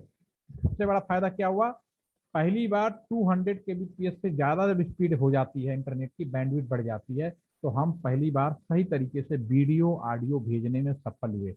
जब एक बार वीडियो भेजना शुरू किया, ऑडियो भेजना शुरू किया, फिर तो पूछो मत, आज हम लोग कहाँ चले गए, 5G 6G, और अभी न जाने इसमें अब हम स्पीड और स्टेबिलिटी की बात कर रहे हैं। ठीक है, तो DSL technology, digital subscribe line, जिसपे ब्रॉडबैंड नाम दिया गया। ब्रॉडबैंड सिर्फ लैंडलाइन के लिए नहीं, शुरू लैंडलाइन पे किया गया था ना, तो लैंडलाइन पे हमारी आदत हो जाती है, हम लोग की आदत है। क्या आदत है? ट्रेन के बारे में आप लोग जानते होंगे। ट्रेन, जब आप कभी रेलवे टिकट कराएं तो ट्रेन कई तरह के होते हैं। कैसे कैसे होते हैं वो भी मैं एक्सप्लेन कर देता हूँ यहाँ पे। ट्रेन आपके सामने एक होता है पैसेंजर ट्रेन, पैसेंजर हो गया। दूसरा हो गया आपका एक्सप्रेस, ठीक है ना। तीसरा होगा सुपर फास्ट। इसके अलावा होता है राजधानी, ठीक है ना, शताब्दी राजधानी। एक और ट्रेन अभी हाल में ही चलाया गया है, तेलुगु, ठीक है। ये ट्रेन है पैसेंजर। जब हम रेलवे स्टेशन पर टिकट बनाते हैं तो सारी ट्रेन का उद्देश्य एक ही होता है, पैसेंजर ट्रेन, एक्सप्रेस ट्रेन, सबका उद्देश्य है कि चलो दिल्ली से श्रीनगर जाना है, श्रीनगर से जम्मू आना है, जो भी, सबका ट्रेन का एक उद्देश्य है कि एक जगह से दूसरी जगह जाना है। लेकिन ट्रेन का कैटेगरी अलग है। पैसेंजर ट्रेन का रेट कम होता है, लेकिन पैसेंजर ट्रेन किसको कहते हैं? पैसेंजर ट्रेन इसको नहीं कहते कि हर स्टेशन पे रुकती है, ये कोई स्टेशन रुकने वाले को नहीं बोला जाता, ये एवरेज स्पीड, ये सब बात की एवरेज स्पीड की बात होती है, ठीक है ना। ऐसी ट्रेन जिसकी स्पीड, जो एवरेज स्पीड होती है, ठीक है ना, वो आपका कितनी स्पीड होगी इसकी, that is 40 kilometre per hour. ऐसा ट्रेन जो 40 किलोमीटर पर आवर की स्पीड से चलेगा वो पैसेंजर ट्रेन कहलाएगा। एक्सप्रेस में बोला गया 60, ठीक है, और सुपर फास्ट में बोला गया 80, और राजधानी में बोला गया 100 से लेके 120। और अभी हाल में एक तेलुगु ट्रेन हमारी चली है दिल्ली से आगरा के बीच में। इसकी जो स्पीड है ये आपकी इसमें 200, 150 से लेके 250 किलोमीटर पर आवर की स्पीड से, ठीक है ना। अब ये चूंकि ट्रेनों में लागू किया गया तो हम लोग सोचते हैं कि ट्रेन में ही होगा, नहीं, ये वर्ड जो पैसेंजर एक्सप्रेस जो वर्ड है ये सब पे एप्लीकेबल है। अगर आपकी बस भी, अगर आपकी बस सर्विस है, बस सर्विस के आगे पैसेंजर लिखा है, इसका मतलब कि आपकी जो बस है वो 40 किलोमीटर पर आवर की स्पीड से चलेगी। अगर आपके बस के ऊपर एक्सप्रेस लिखा है तो चलेगी वो 60 किलोमीटर, सुपर फास्ट लिखा है तो 80 किलोमीटर। ये एक डेफिनेशन है, लेकिन ये डेफिनेशन हमने यूज किया, ट्रेन में ज्यादा यूज हुआ तो ट्रेन में हुआ। तो ब्रॉडबैंड, मैं ये डेफिनेशन आपको क्यों बता रहा हूँ, मैं आपको इसलिए बता रहा हूँ। ब्रॉडबैंड, ब्रॉडबैंड लैंडलाइन, ब्रॉडबैंड का मतलब लैंडलाइन नहीं होता, क्योंकि लैंडलाइन पे पहली बार चला इसलिए हमने इसको ब्रॉडबैंड सर्विस बोल दिया। अगर आपसे कहने मुझे ब्रॉडबैंड सेवा लेना है तो तुरंत दिमाग में आता है लैंडलाइन। फिर कहते हैं FTTH लेना है तो दिमाग में आता है कि भाई फाइबर। तो ये सिर्फ प्रैक्टिकल में जैसा होता है ना, हम लोग ऐसे सोचने लगते हैं, लेकिन वास्तविकता जब करोगे तो आपको समझ में आएगा। ब्रॉडबैंड का मतलब स्पीड से था। सन 2005 में, 2005 में, ईयर 2005 में ये डेफिनेशन दिया ट्राई। ट्राई इंडिया के अंदर जितने भी telecom regulatory authority of India बोलते हैं, वो जितने भी टेलीकम्युनिकेशन का रिलेटेड जो टैरिफ होता है या उससे संबंधित जो भी डेफिनेशन होता है वो डिफाइन करता है। तो ट्राई ने कहा सन 2005 में कि वो सभी सेवाएं ब्रॉडबैंड सेवाएं कहलाएंगी अगर उसकी स्पीड 256 kbps से ज्यादा हो, 256 kbps से ज्यादा हो तो क्या कहेंगे, ब्रॉडबैंड सर्विस कहलाएंगे। क्योंकि लैंडलाइन में शुरू हुआ था, तो लैंडलाइन का ब्रॉडबैंड हो गया। लेकिन जो टेक्नोलॉजी था, कई बार पूछा जाता है कि लैंडलाइन की जो टेक्नोलॉजी, उसको DSL बोलते हैं, डिजिटल सब्सक्राइबर लाइन, ठीक है। और आज की डेफिनेशन में ये बोला गया वो सभी सेवाएं ब्रॉडबैंड, ट्राई ने कहा कि पिछले साल new national telecom policy NTP आया था, हर साल आता है, तो नेशनल टेलीकॉम पॉलिसी के अंदर ये बोला गया वो सभी सेवाएं इंडिया के अंदर ब्रॉडबैंड सेवा के अंदर आएगी अगर आपका स्पीड 2 Mbps से ज्यादा है तो ब्रॉडबैंड है, अदरवाइज स्पीड ब्रॉडबैंड नहीं है, ठीक है। तो उसके नीचे वाले को नैरो बैंड बोलेंगे, सीधी सी बात है, ठीक है। तो broadband is nothing, this is the depend on उसके आपके जो बैंडविड्थ है उसके ऊपर डिपेंड करता है, राइट। तो एक चीज क्लियर होगी, तो पहले हम लोगों ने डायलअप शुरू किया, उसके बाद ISDN शुरू किया, ब्रॉडबैंड से पूरी इतिहास बदला जिसके बारे में एक्सप्लेन कर रहा था। और ब्रॉडबैंड में सन 2005-6 में तब हमारे जो प्रधानमंत्री थे मनमोहन सिंह जी, उनके दिशा निर्देशन में ये हमने आज की जो नई सेवाएं हैं, नई लाइन दिखाई गई है, उसके बारे में भी मैं कल या परसों के सेशन में एक्सप्लेन करूंगा, ठीक है। केबल सेवा शुरू की गई और FTTH फाइबर घर तक पहुंचाने की बात हो रही है। तो हमने कहा सिंपल लाइन पे, जो सिंपल टेलीफोन था कॉपर वायर पे हमने शुरू किया, कॉपर वायर तक यहाँ तक था, 4 तक, अब हमने इसको फाइबर में कन्वर्ट कर रहे हैं। एक लास्ट सेवा है power line communication. Power line किसको बोलते हैं? बिजली की लाइन, जो इलेक्ट्रिसिटी लाइन होती है इसको पावर लाइन कम्युनिकेशन। इंडिया के अंदर सन 2011 में, ईयर 2011 के अंदर ये PLC सेवा भी चालू है, बहुत अच्छा है, it's very good service. But power line communication India के अंदर सफल क्यों नहीं हुआ? बहुत लॉजिक की बात है। गाजियाबाद शहर में भी 24 घंटे बिजली नहीं आती, जब बिजली ही नहीं आती तो बिजली इंटरनेट कैसे दोगे, ठीक है ना। तो इसलिए पावर लाइन कम्युनिकेशन की अभी सफलता हमारे यहाँ नहीं हो पाई। ये इसका PLC बहुत आसान है, जैसे आप बिजली का जो प्लग होता है उसके अंदर आप बल्ब लगा दो, ट्यूबलाइट लगा दो, ठीक है ना, तो चालू हो जाता है। उसी तरह प्लग लगाओ, इंटरनेट चालू हो जाएगा, वाईफाई लगाओ, वाईफाई से इंटरनेट चालू हो जाएगा आपका, ठीक है ना। तो ये चीज, लेकिन पावर अभी भी बहुत कम है हमारे देश के अंदर, ठीक है। तो ये समस्या है, इस समस्या से निपटारा हो जाएगा तो ये भी बहुत अपने आप में बड़ा होगा, ठीक है। अब आपका जो है उसी टाइम पे हमारे पास एक दूसरी मोबाइल सेवा शुरू हुई थी जिसको हम लोग डायलअप EBDO और EBD के नाम से जानते हैं, ठीक है। मोबाइल से, मोबाइल में आएगा एक डोंगल यूज किया हम लोगों ने सबसे पहले, और डोंगल हमने लगाया, फिर लगा कि नहीं यार हम लोग क्यों ना कंप्यूटर से भी नंबर डाल करके बात कर सकें, तो फिर EBD भी होना। इसमें जो स्पीड थी 2.4 Mbps की स्पीड थी, इसके बारे में फिर मैं कभी बात करूंगा। और WiMAX, BSNL सन 2013 से ही WiMAX सर्विस दे रहा है। WiMAX बेसिकली 4G सर्विस, लेकिन मार्केटिंग स्ट्रेटजी गवर्नमेंट में थोड़ी इस तरह से होती है, मिसकम्युनिकेशन हो जाता है जिसकी वजह से वो पॉपुलैरिटी नहीं मिलती है जैसा कि रिलायंस को मिला, ठीक है। कोई बात नहीं, और एक्सप्लेन करेंगे। और हमारे लैंडलाइन पे आपका GPRS एज, ये मैं और बात करूंगा। और एक आज की 6ठे नंबर की सेवा है जो अभी चल रही है, मैं उसके बारे में बात कर लेता हूँ, ठीक है ना। LTE long term relation,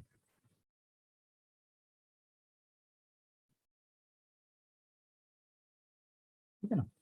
LTE अभी जो BSNL अभी हाल में ही एक नई सेवा लाने जा रहा है, BSNL चूंकि 4G का लाइसेंस मिला नहीं था लेकिन अब उसको लाइसेंस दिया जा रहा है, तो जो BSNL जो चालू करने वाला है WiMAX प्लस के नाम से या फिर LTE प्लस के नाम से, LTE प्लस। और सबसे अच्छी बात है, इसकी जो पहली सेवा है आपके कश्मीर में ही चालू करने का प्रोविजन किया गया है, तो बहुत अच्छी बात है, जो हम लोग इंतजार कर रहे हैं। शायद में भी 20 दिसंबर में ये अगर ये चालू हो जाए तो हो जाएगा। ट्रायल पे तो हम लोग के हो चुके हैं और आपका जो 5G की भी तैयारी शुरू हो गई है, ठीक है। तो ये हमारा एक जनरल ओवरव्यू था अबाउट माइग्रेशन की शुरुआत कैसे हुई। आज के सेशन में हमने इस चीज़ को एक्सप्लेन करा, ठीक है। अब इसके बाद हम कल के सेशन में और हम बात करेंगे। कल का सेशन बेसिकली मैं कल अवेलेबल नहीं हूँ, कल हमारे जो दूसरे सर हैं वो उसको क्लास लेंगे, ठीक है, नीरज गुप्ता जी, ठीक है। वो स्विचिंग नेटवर्क के बारे में थोड़ा और एक्सप्लेन करेंगे, तो उसको भी आप अटेंड करिएगा। अभी मैं आप लोगों से एक सवाल पूछूंगा जाते जाते, और इसके बारे में थोड़ा और बात करेंगे, नए नेटवर्क के बारे में बात करना।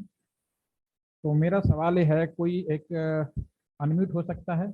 चलिए अब मैं इसमें देखता हूँ और कौन है। मुमताज,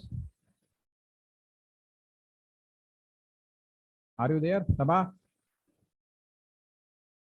Yes, कोई sir. student- अच्छा, कौन सा? यस।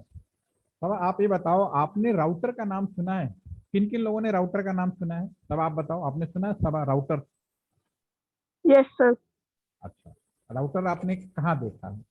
नाम सुना तो फिर देखा भी होगा, कहीं देखा है? Yes, sir. College में था एक जमाने में. कॉलेज में देखा है आपने? और बाकी लोग में से कोई? एनीवन प्लीज मैसेज में आप मैसेज करें कि राउटर किन किन लोगों ने देखा है। सबा ने बोला कि कॉलेज में देखा है, ठीक है। सर फाइबर में देखते हैं, अगर फाइबर लगाते हैं। जो फाइबर लगा है उसमें देखते हैं, घर में होता है राउटर। ओके, अच्छा चलो, मैं एक वर्ड बोलूंगा ना, एक वर्ड बोलूंगा, फिर आप लोग बताना कि जो आप लोग आंसर दे रहे थे क्या वो सही है या गलत है। आंसर ये है कि ये राउटर जो होता है उसकी जो कीमत होती है कम से कम 5 लाख रुपीज है, इंडियन रुपीज 5 लाख रुपए से शुरू होती है। अब ये आप ये बताओ कि आपने कौन सा राउटर देखा है? सबा, आपने जो राउटर देखा क्या वो 5 लाख रुपए का होगा? नहीं No, sir. सर, वो एटलीस्ट 1500 का होता है। बिल्कुल बिल्कुल। अब मैं एक वर्ड और बोलूंगा, अब इसका क्लैरिफिकेशन दूंगा। टाइगर बिस्किट हमारे यहाँ बहुत पॉपुलर है, आपने सुना है टाइगर बिस्किट का नाम? Yes sir. जी सर। तो अल्ताफ, आपने टाइगर बिस्किट में बताओ, आप टाइगर खा रहे हो बिस्किट खा रहे हो? अल्ताफ, बिस्किट खा रहे हैं सर। अपने टाइगर क्या है? एक कंपनी का नाम, कंपनी का नाम हो सकता है, स्लोगन हो सकता है, ब्रांड नेम हो सकता है, कुछ भी हो सकता है, but that is not tiger. लेकिन टाइगर एक पावरफुल नेम है, एक बहुत अच्छा सा वो बोला जाता है। उसी तरह से राउटर का दूसरा नाम है मिनी सुपर कंप्यूटर। अगर राउटर की कुछ क्वालिटी आपके घर के वाईफाई में डाल दिया जाए या घर के स्विच में डाल दिया जाए, तो राउटर वाईफाई देखा आपने, राउटर मॉडेम देखा है, राउटर स्विच देखा है। Are you understand what I am saying? मैं क्या कह रहा हूँ समझ रहे हैं? आपने वाईफाई देखा है लेकिन उसके अंदर राउटर की कुछ क्वालिटी है।